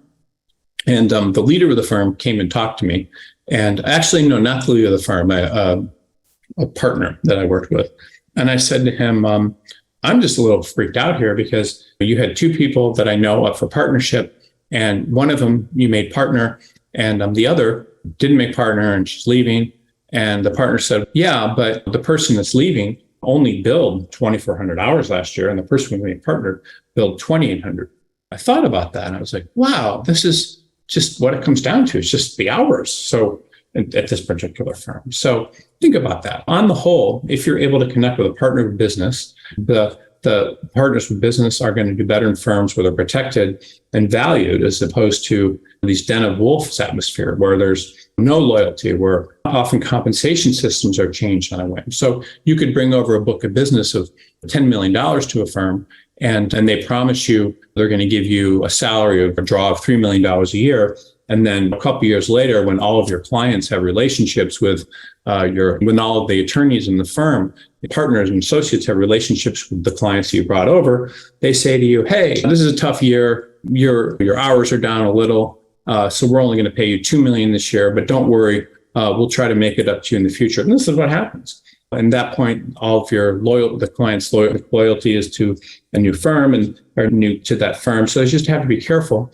And partners need to be very careful when they're moving, because they need to go into an atmosphere and value the work you bring. So if I was a partner moving to another big firm, I would question people. I would search on LinkedIn or whatever for people that had worked there and been senior and been partners at that firm, and ask them what they thought. You should feel like you're working with people who are there to help you and not just take from you.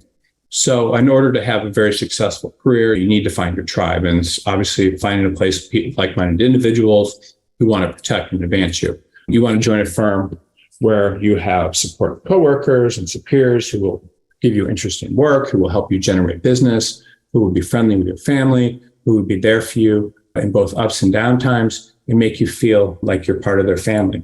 And if you work at that kind of firm with a group of like-minded people, you're going to wake up each day feeling confident and good about yourself and your common mission and your prospects. And these qualities, I think they're very important. I think this, if you understand what I'm saying, could really be among the most important decisions you make with your career, because it's going to give you a long career. It's going to make you happy, and it's going to protect your personal relationships with your significant others. It's going to protect your children. It's going to protect your happiness. It's going to protect your sobriety, whether it's with drugs or alcohol, in your behavior, whether it's acting out, gambling, or sex, or it's just going to protect you from all that, because you'll have a group of people that will support you. And that's what you need. You don't want to be in an environment where everyone's not supporting you, where you're just a number. And think about it, and that's not happy. This is why people, again, think of the analogy of the bums on the street.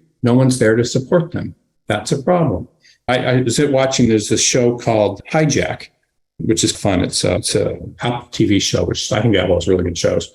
And I was watching that last night. They had this final episode, and I haven't finished it, but it looked like the plane was crashing, and everyone was passing around phones, and then they passed it to this one woman because everyone was calling like someone that meant something to them, and whether it was their husband or wife, or their mother or father. And they turned and someone gave this woman the phone, and they said, "Here, take this phone." And the woman said, "I don't have anybody to call. I don't have anybody." And that was very sad. And the woman gave her a look. And you want the bum on the street probably doesn't have anybody. People that are unhappy and may not have anybody. You may feel like you don't have anyone to talk to where you're at. And frankly, if you have psychological problems, if you have substance abuse problems, if you have relationship problems or legal problems, the last person in the world you want to tell is your friend. You need to cover it up. I'm sorry, I'm telling you to lie, but you need to be very careful. And people that have tribes are going to have far fewer psychological problems than people that feel like they're alone and they can't survive. That's a problem. Think about people, this is not a nice thing, but someone like Jeffrey Epstein has all these friends, part of these groups, and a lot of prestige, and then all this stuff comes out and survive. That's a problem. Think about people, this is not a nice thing, but someone like Jeffrey Epstein has all these friends, part of these groups, and a lot of prestige, and then all this stuff comes out and ends. And obviously all of his friends and everybody leaves him. He's alone, so he commits suicide. This is important. And I'm not saying that he's a good guy or anything. I'm just saying that this is what happens when people have these problems. And so these tribe considerations are really the most important things that you need to consider in making your career decisions. And again, the reason I tell people, this is my big secret. It's not a secret, but it's a whole way of doing recruiting. I tell people to apply to frickin' every possible place where you could possibly work. And this is because you need to find the right group that sees in you something that's like you and will hire you, and where you'll feel happy, because you don't know. If you apply to 5 firms, you may not find someone that's your tribe, and therefore you end up unhappy. If you apply to 50 firms, you find one firm out of that 50 where you couldn't believe that a firm like that and people like that exist. And wow, you're so happy. They like you. Everyone likes each other, and there's some kind of connection. And that's very important. So I think personally, your job choices, I'm a recruiter, so I make money, the more money you make. But I don't care. I'm committed to people actually being happy and me feeling good about my work than how much money you make and how big the placement is. That's all I have. What I'm going to do is I'm going to take a quick break. And then when I come back, I will answer questions about this, or I'll answer any questions that you may have about your legal career. And then we will go from there. Okay, so let me pull up something here and we'll get started. And it looks like there's quite a few questions, so that's great. And questions, by the way, are I love taking questions because I think this is actually one of my favorite parts of the week is taking questions, because it's just pretty cool that that ask so many questions many times, because it's a good way to really know things that are important for people in their careers. So I'm going to start with this. I'm doing these kind of out of order because it's fun that way, and I'm not reading them all. Okay, so the first question is, I have some aspects, let me see here, and I will answer all these questions. I should have time to do so. I've experienced some aspects of being in a tribe at my firm, including good relationships, working with influential partners who have given me a ton of work and mentored me, and a lot of positive feedback, even as a new associate. However, I've also experienced and seen a lot of instability in my firm. Partners screaming over mistake and publicly berating me, another blaming me for the mistakes. How should I evaluate this in the whole? I've lost a position before, and I am cautious. Okay. What you're saying, by the way, is actually a sign many times of a good firm. And I want to preface that with a couple of things. So when I clerked and I was telling someone the story actually yesterday. So I clerked for a federal judge. And when I clerked for him, I was there about 3 weeks. And he came and basically to my desk, and I could feel just this hostility like in the air from a very relatively nice guy. I could feel this hostility. And so he took me into his chambers, and he had 2 doors in his chambers. He never closed both doors unless there was something highly confidential or something serious. So he closed both doors, and he sat me down at a desk, it sat me down. And I had written, just out of, love for the subject matter, which he wasn't asking me to do, some sort of memo of 10 or 12 pages about some legal issue. And then he pointed at something on one of the pages, and it was something, it wasn't this, but it was something like, I used there as THERE as opposed to THEIR. And he was very upset about it. He was like, it was mad. He's like, you can't do this. This is not acceptable. He was very mad. What if this had been a decision that was published and I didn't catch it? I rely on you to catch all this stuff.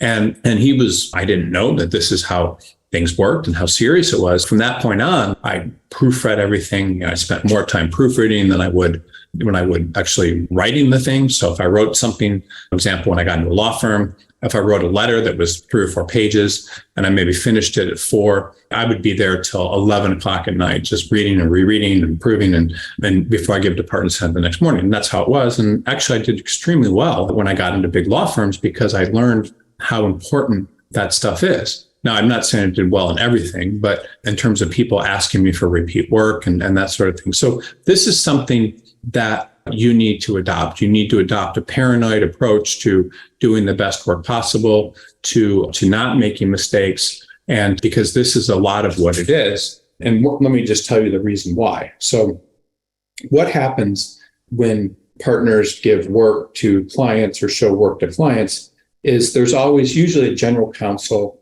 is reviewing the work, or an assistant general counsel.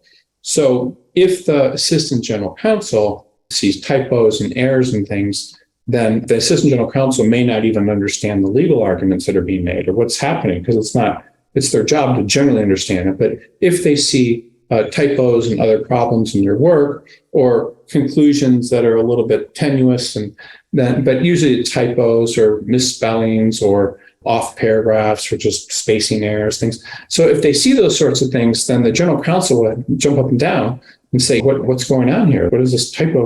And the partner will be very embarrassed, and it will look like that they may have to discount the bill, or they will apologize. And some of your biggest firms, like your most prestigious firms, like work product like that just doesn't happen, come out. It's just, they're on top of it. So my point is that this is a lot of what being an attorney is. Now, if you work at certain types of firms that don't care about that, they typically have smaller clients, and you're not going to make as much money.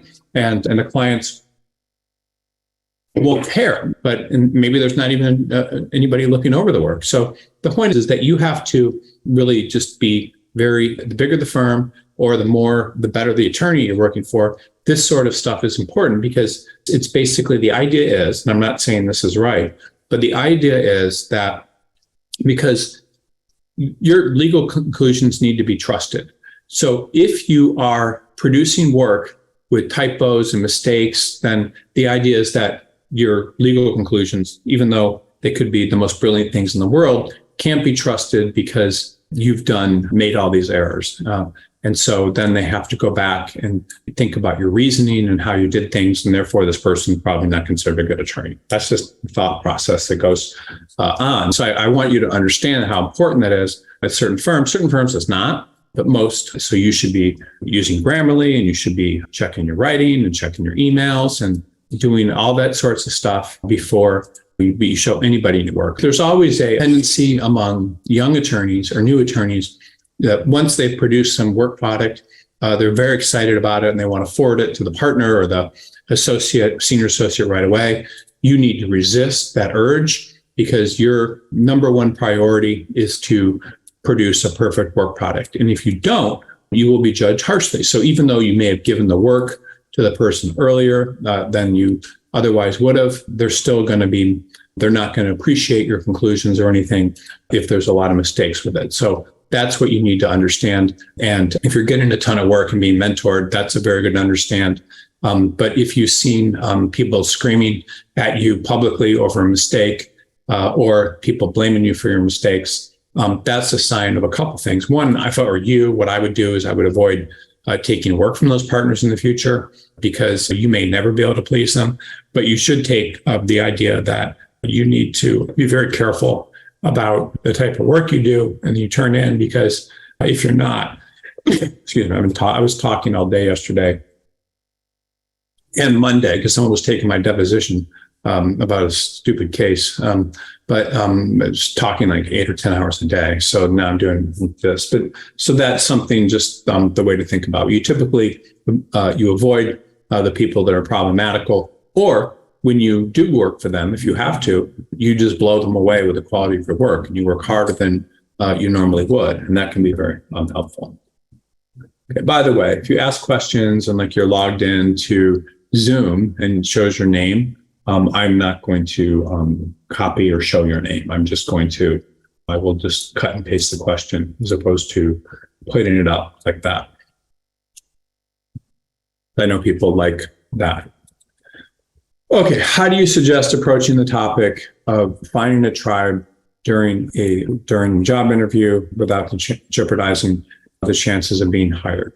One of the things that is important is to find shared interest. Another thing that's important is to try to figure out what type of people these are based on what they are, and then make sure that you say things that they might appreciate with shared interest, meaning shared interest. It could be political. It could be, I don't know, but you can find it. So what is an example? When I got my first summer associate job at a big firm in New York, I was interviewing and there was a partner that had gone to Fordham Law School. And Fordham Law School was interviewing me. Fordham Law School is a good law school in New York City, but it's not ranked that highly. And I was going to a highly ranked law school. So he was interviewing someone better law school. And this probably isn't the greatest example, but I'll give you an indication of it. So I'm interviewing with this guy. This is like the screening interview at law school, and very competitive firm, basically hired people with better grades than me. And I'm interviewing with him, and he says something about how when he was in law school, and I said, "Oh, you went to Fordham?" And he said, "Yeah." And I said, "My best friend went there, and he's part of that consortium, because there's a consortium of these Catholic law schools and colleges and schools where if one of your parents teaches there or is a member of the priest or something, then you can go to these law schools." And I said, "Yeah, he loved it there, and he was part of the consortium, and he didn't have to pay to go there." And he said, "Yeah, this is the same reason I went there. My father was this, and I don't know." And something I connected with him on a thing where I could have acted like I was a big deal because I was at this law school. So I figured out a way to connect with him based on that. And then after connecting on that, we were able to connect on something else. I don't remember what it was, but just something about him with the firm. So you try to connect with people, because if you connect with people, they will remember you. So people remember someone making them feel good about their life and their upbringing. And it's just, there's ways to connect. So you need to figure that out. And I don't know how to do it. I wish I was better at human relations than I am, but we all do our best, but you need to figure that out. And if you do, then you do very well. I'll just tell you another experience. I was in law school and there was this guy. We were both interviewing with this small law firm in somewhere in the South. I don't know, but that was composed of but it wasn't a big law firm. It might have been 10 or 12 people somewhere in the South. And this guy went into this interview and I could hear him because I was sitting outside the door and he was, I think the door was closed, but I was sitting like directly outside of it. And he was going on and on about how great it would be to work with a small firm and that people protect you and it's pretty good to be a small town, part of the community and all this kind of stuff. And I couldn't believe it. He was such a great salesman. Everything he was saying, it was blowing me away. I was like, this is how people do interviews. And then, so he was basically saying, I want to be part of this. This is what I want. This is incredible. It's for my career. And he just blew the woman away. And I just went in and was like, blah, blah. And I probably would have done much better in my interviews if I wasn't like that. So my point is that and that guy, by the way, then I was like, wow, you really blew this woman away. And I can't imagine looking at the job. And he said, oh, I've got a bunch of offers. I'm probably going to accept one from Latham & Watkins in New York, but I'm just doing my best. And I was like, what? And so he was almost being two-faced and compete and telling the person something that he thought she wanted to hear. And it worked. I don't think that's honest, but I'm just telling you, you need to figure out ways to bond with your interviewers and the people and make them feel that you want to be part of something they have. That was basically, he was basically saying, I want to be part of your tribe. This is what I want. When I identified with a guy that went to Fordham, I was saying, I have friends that are part of your tribe. I love your tribe. I understand why you went to that school because it was free. Maybe you could have gone to a better school. And that's exactly what he said. He said, yeah, I would have gone to a better school. I got into other ones, but this was free because I was part of this Catholic consortium of different schools. Like my friend, University of Detroit, is a Catholic school and part of that consortium. And so that's why, and his mother, I think, was a nurse there or something. I don't know, but had some kind of role.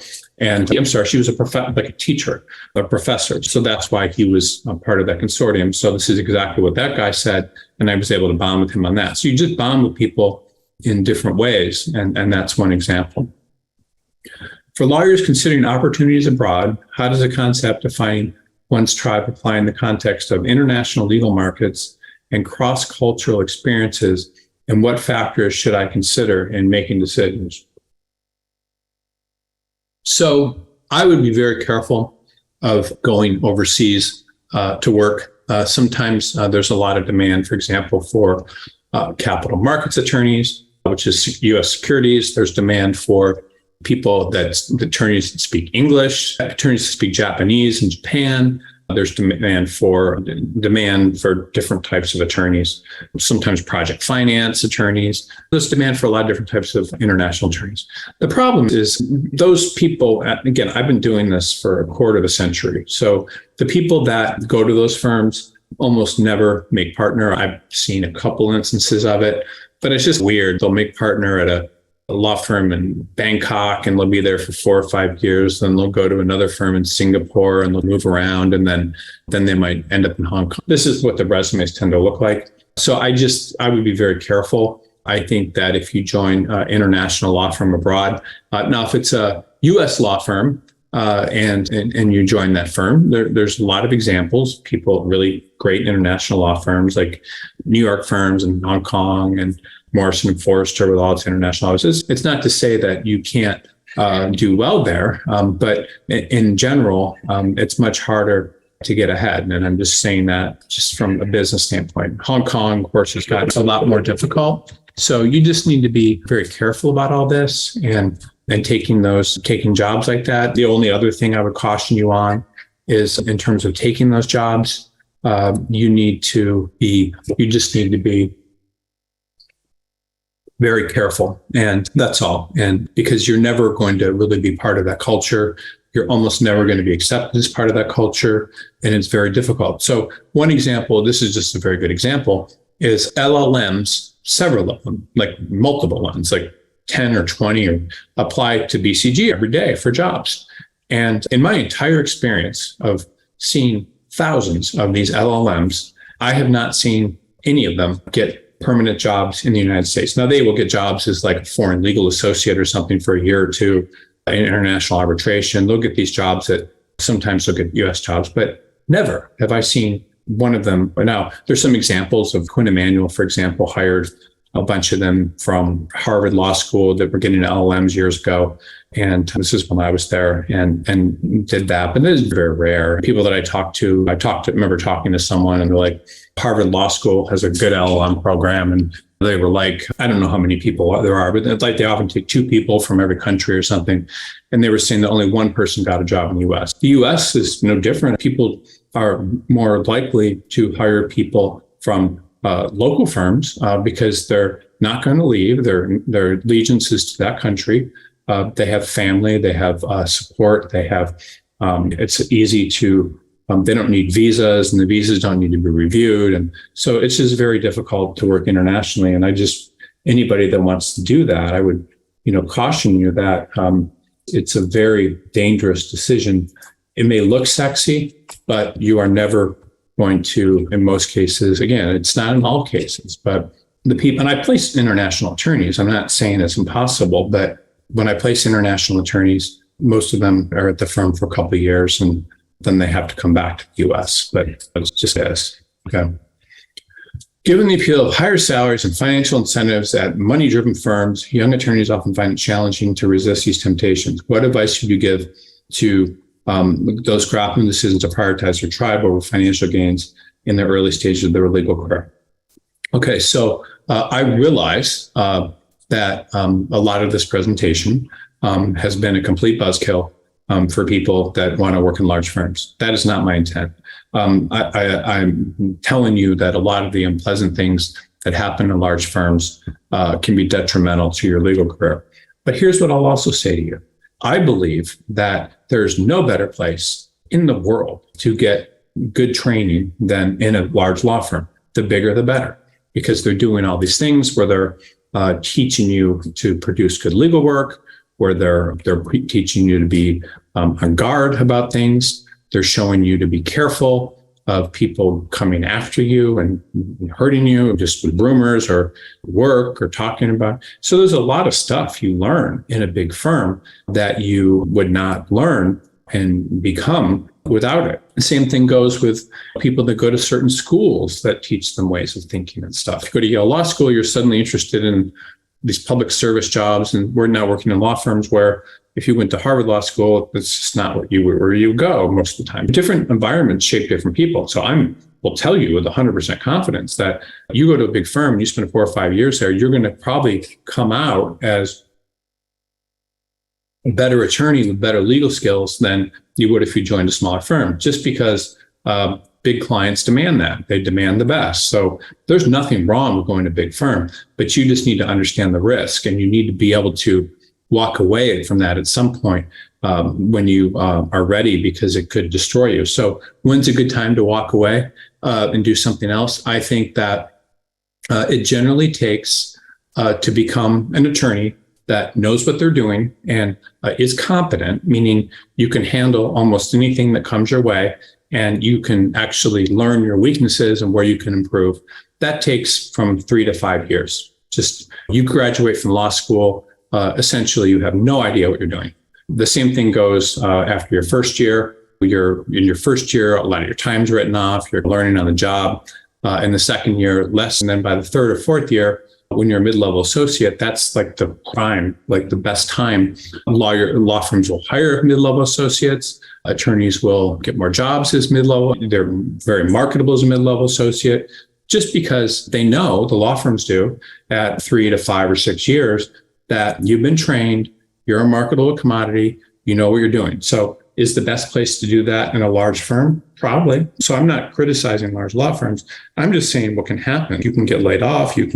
All these things can happen in large law firms that may not happen in another environment. I personally would caution everyone to try to probably get into the best law firm you can when you're in law school, and then fix everything. And if you are really well there, then you can stay. But if it's too much, then find a smaller firm. It's like that with schools. I have relatives. One of them is at Skadden, and he had two options. One was to go to a bunch of law schools on full scholarship because he had good grades and high SATs. And then the best law school he got into was NYU, which gave him no money, like nothing. And so he had to take on all this debt. So he was asking me, what school should I go to? Should I go the one that gives me the scholarship, or should I go to NYU?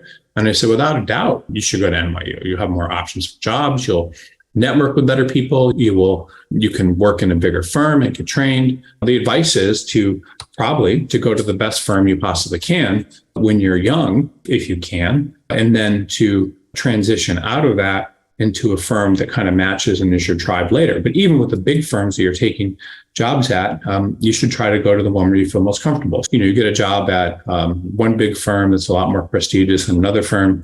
Maybe that's the best decision for you. You just need to be very careful with all this. Okay, let's see here. Question. This question is, can you recommend some articles on how to identify fittable tribal style firms in research and interview processes, how to pick up signs and clues more effectively? It's really like this. Sometimes you meet people and you just feel like very at ease and comfortable around them. And that means something. There's an interesting thing that I'll just tell you. I was in India, and there's always these spiritual people all over India. It's just, they'll put up a little, say God appeared on a street corner, and they'll put up a little shrine or something. It's just fun. But there was this woman that was taking me to see this person that apparently would give you a spiritual awakening. And when she did that, and this is physical in nature, but she touched me on the arm and she said, touch me on the arm. And I did. And she said, there's different people you will connect instantly with their energy.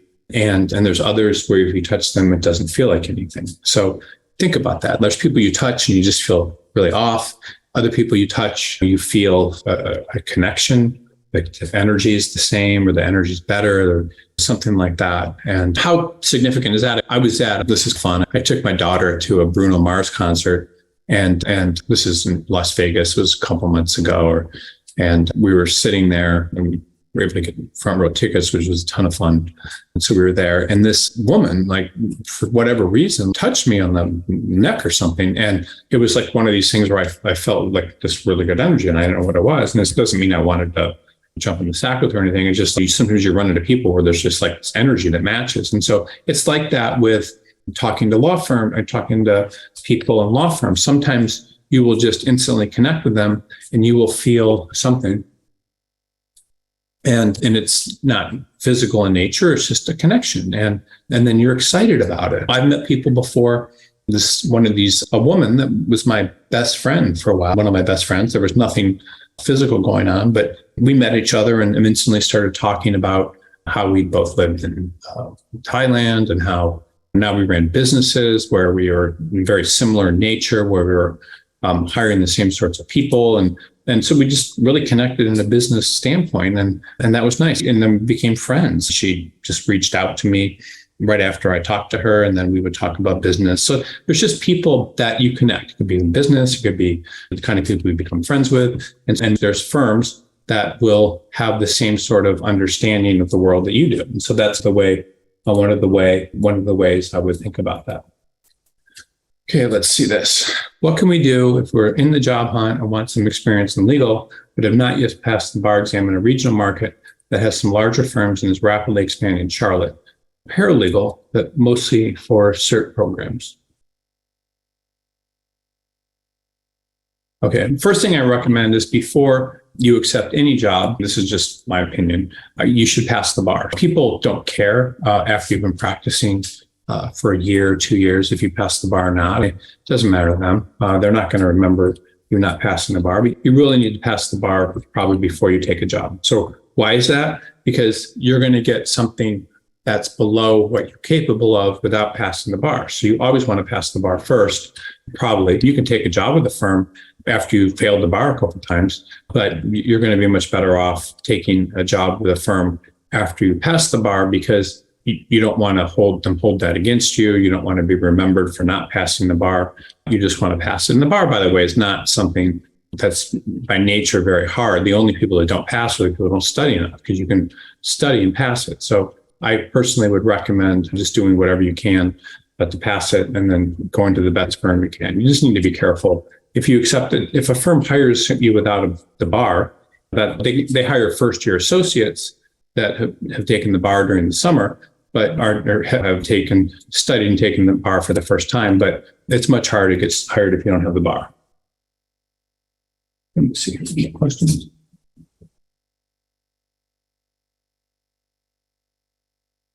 Okay, here's another question. In other webinars, and thank you for being in other webinars, you suggested you should work for the best law firm you can for as long as you can. I've been doing that for 10 years, but as you describe, I feel unfulfilled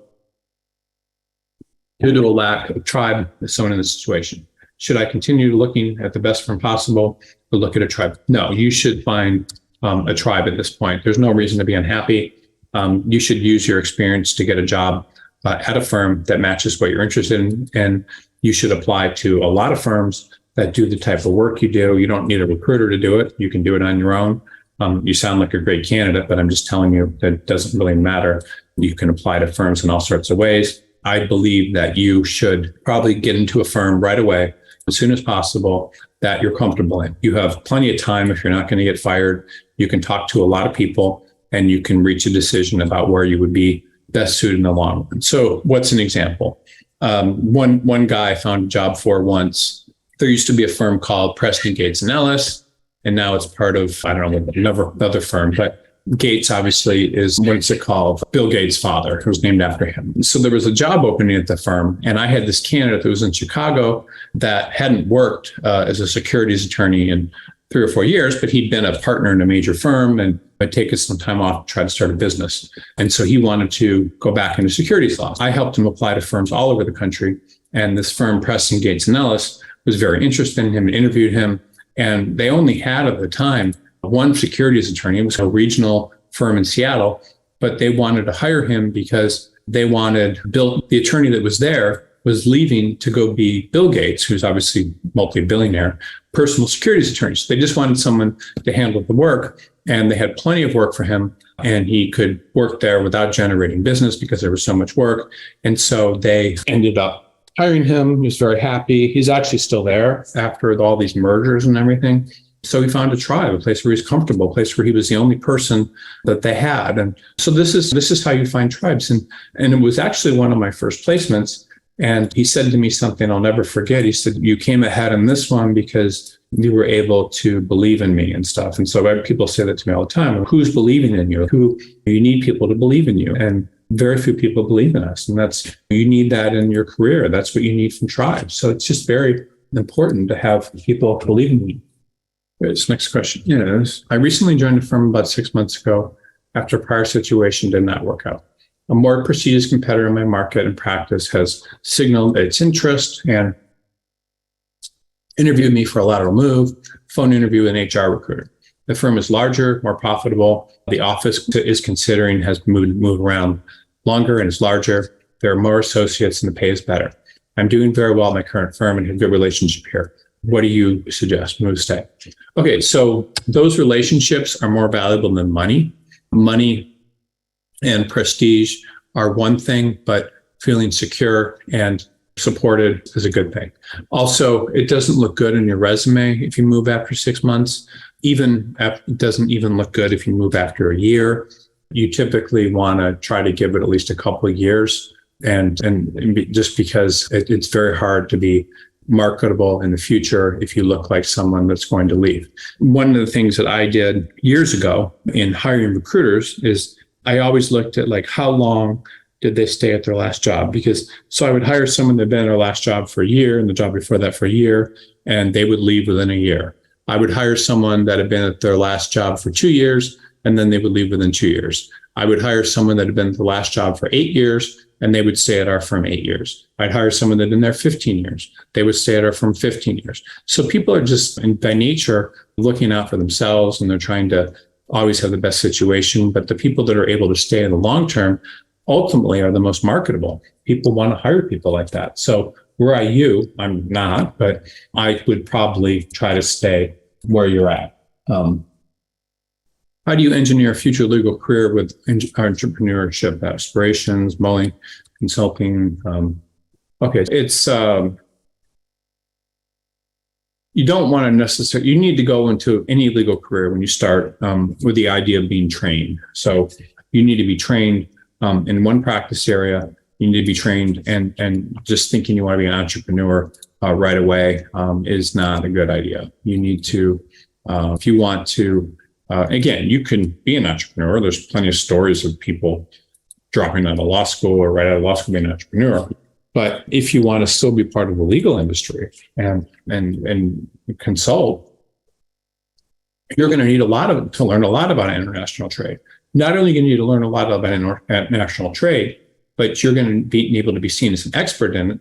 And being an expert in it probably means that you're going to become a partner or something, and then use those credentials to start a business. But going into something with the idea of starting a business right away is always not the best idea. And thank you, everyone who's asking these questions. They're all very good questions. Okay, this next question is, how do you work successfully as a new associate with partners who do not want you to catch their mistakes and who will chastise, punish, or accuse you of doing something wrong if you stumble across a major issue flagged for them they may have missed early on? We covered a lot of this idea last week. If possible, it would be awesome to maybe review that webinar if it's live online yet. But this question, yeah, there's people like that.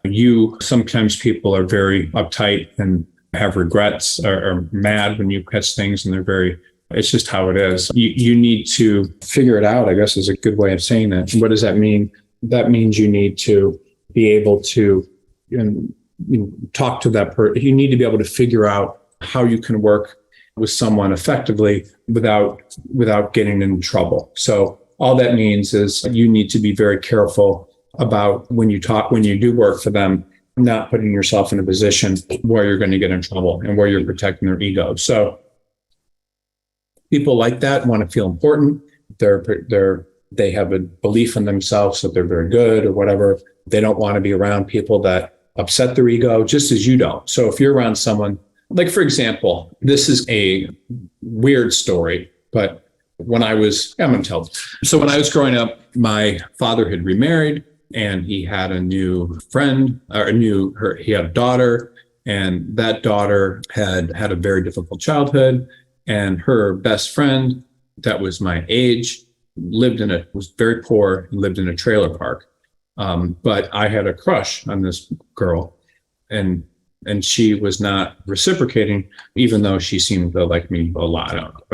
And my dad said something like, she knows that this isn't going to work out because you're from different environments, and it's not, she wouldn't be comfortable with you. So here I am talking about going to great colleges, and she's dropped out of high school or middle school or something. So the point is, like, sometimes people are protecting their view of themselves. And if they're around people that expose a part of them that makes them feel like they're a bad attorney, or makes them feel like they're incompetent, and it's something that they need to believe in order to feel like they're great people, then you need to basically massage their ego and make them say things that make them feel good about themselves, and realize that their ego is very sensitive and they have problems that have nothing to do with you. So you just need to be very careful about that. And it's just, this is how different people are. I remember when I was practicing law, this partner asked me to spend the weekend writing a very quick summary of a deposition he'd taken. So I did, and he read it. And there was one part of my summary that could have been taken in a bad light. I said something like, then you asked the same question again, and that you had asked an hour previously and you got the same answer or something. And he was really pissed. Like, he came into my office and he was mad. And so you need to make your superiors look good. That's the conclusion that I have. You want to make your superiors look good. You don't want to mess with their ego. You don't want them to think that you're better than them, because when people think you're better than them, like me trying to date this girl, you'll hurt their ego. People want to feel like they're important and they're good people. So you just need to work that out. My firm wants me to practice in a nearby state in the Midwest, but my UBE score was just below the needed score. I was embarrassed to reveal this to my employee.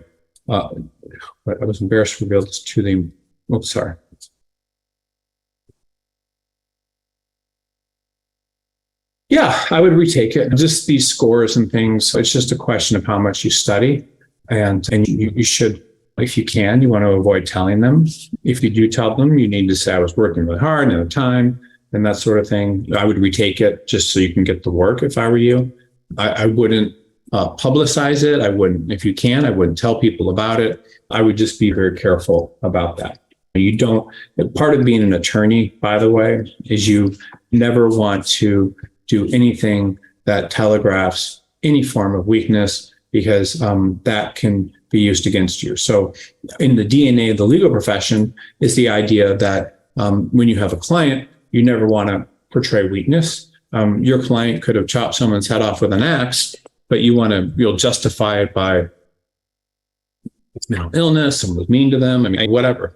So your job is to defend people and to put them in the best light. And that's just what attorneys are expected to do. If an attorney does the opposite and doesn't vigorously represent their client, then no one respects them. So it's the same thing with you as an attorney. If you can't represent yourself in the best light possible, and you're working and looking weak and talking about your personal life in a negative way, or making mistakes, or drinking too much, or formality, it's like you don't make yourself look weak. You have to portray an image that makes yourself look strong, and not talk about failing the bar, not talk about relationship problems, not talk about things that you messed up, you have to protect yourself, and you have to know how to do it. And you don't talk about people negatively in your firm. That's not protecting your client, because if you talk about partners in a negative way, your client is you.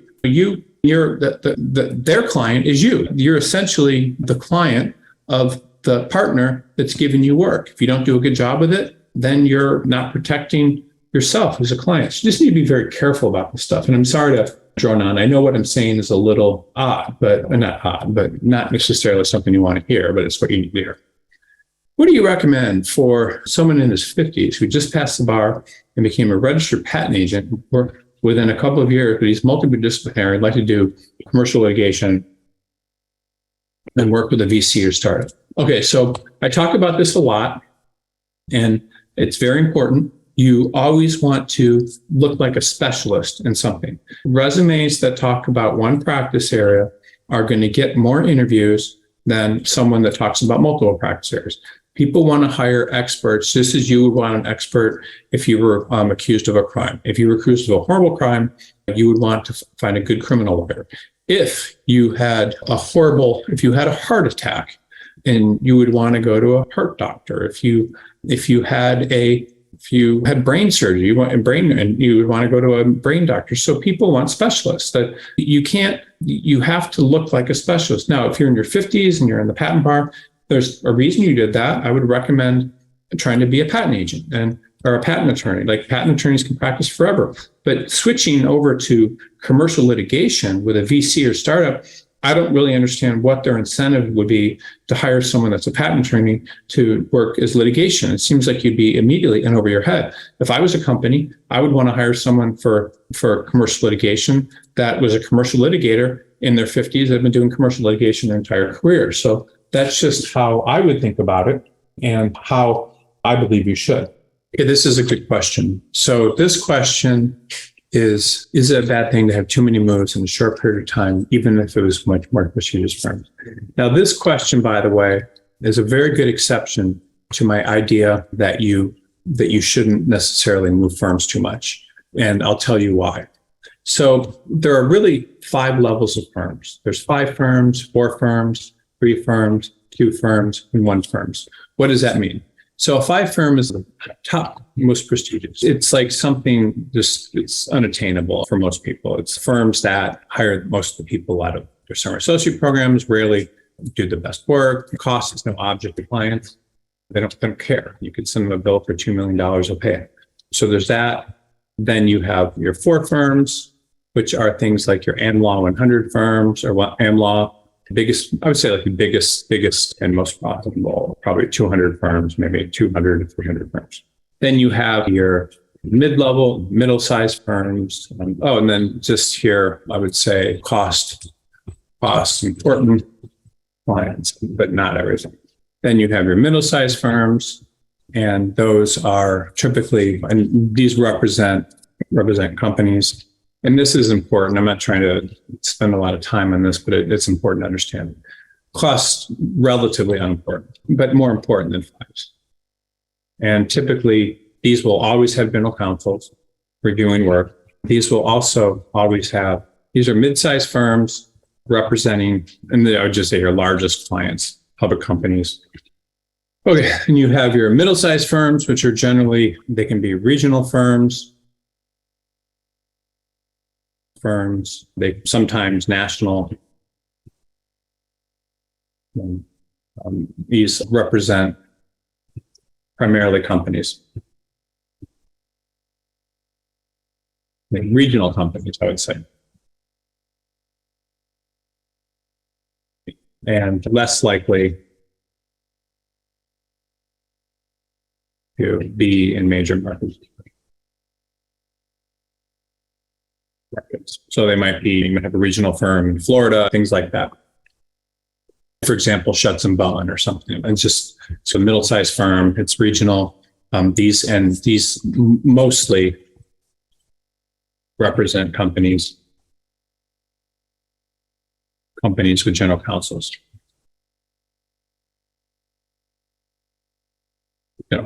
And this is all very important, so I'll explain to you because you're asking about movement counsels and relatively cost sensitive, somewhat cost sensitive.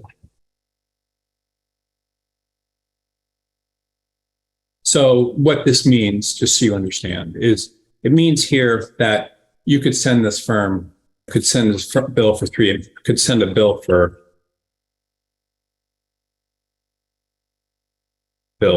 million.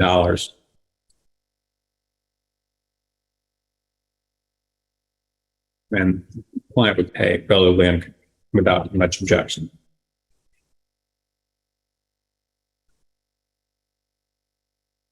Here, biggest might be billed for 500,000 or 300, 200,000 to millions sometimes, million, and I don't know, 200 to 500K, something like that, or maybe a little bit more.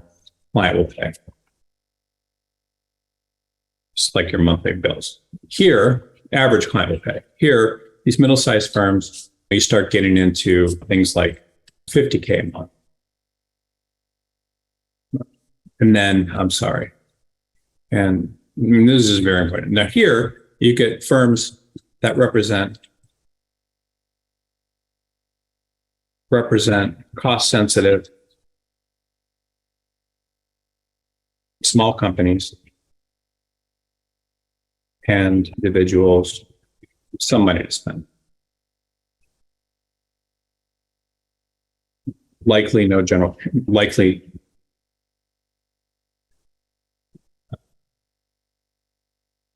then here you represent with money to spend, but likely no general counsel.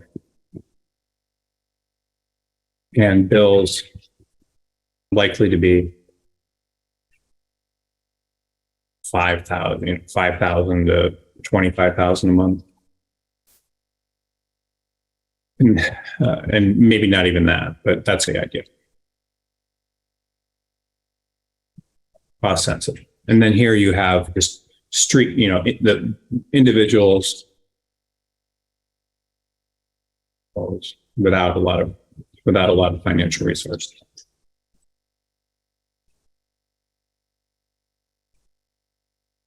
Which would be DUIs, workers' comp, things like that. Maybe personal injury. So what does this mean to your moving?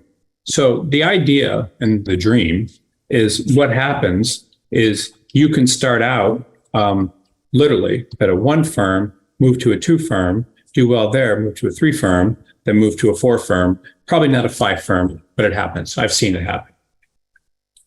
So when you're in law school and people are looking at your grades and all that sort of thing, you may be at a law school where everyone goes to a 4 firm and you may feel horrible because you only get a job at a 2 firm for whatever reason, or a 3 firm. So the objective is, if you're representing companies with not much money to spend, then what you really want to do is try to move from a 2 firm to a 3 firm, which is possible, but be in a practice area where you're in demand. So you have to decide what that is. And then if you move to a 3 firm, generally, if you do really well there, you might even be able to move to a 4 firm. Why would a 4 firm be interested in you? Because they love people that are hungry and moving up in different prestige levels, because it shows upward mobility. So upward mobility, people that show upward mobility, are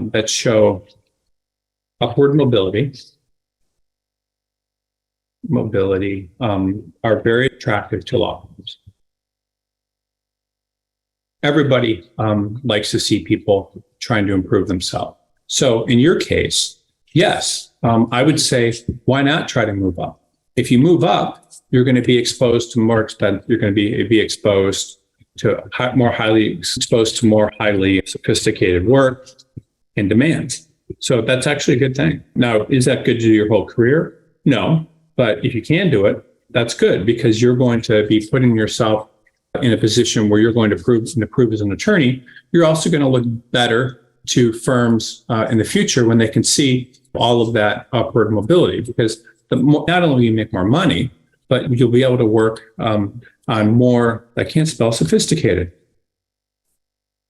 You will be in a much better position. Jeez, I'm not even going to worry about it. So you'll be scored some higher working demands and probably become a better attorney. And people love to see upward mobility. It's built into the whole idea of being an American and coming over as an immigrant. You can do whatever you want and succeed where you can't in other countries. So it's built into the DNA of this country that you want to do whatever you can to try to move up and get into better firms. So it's great if you can do that.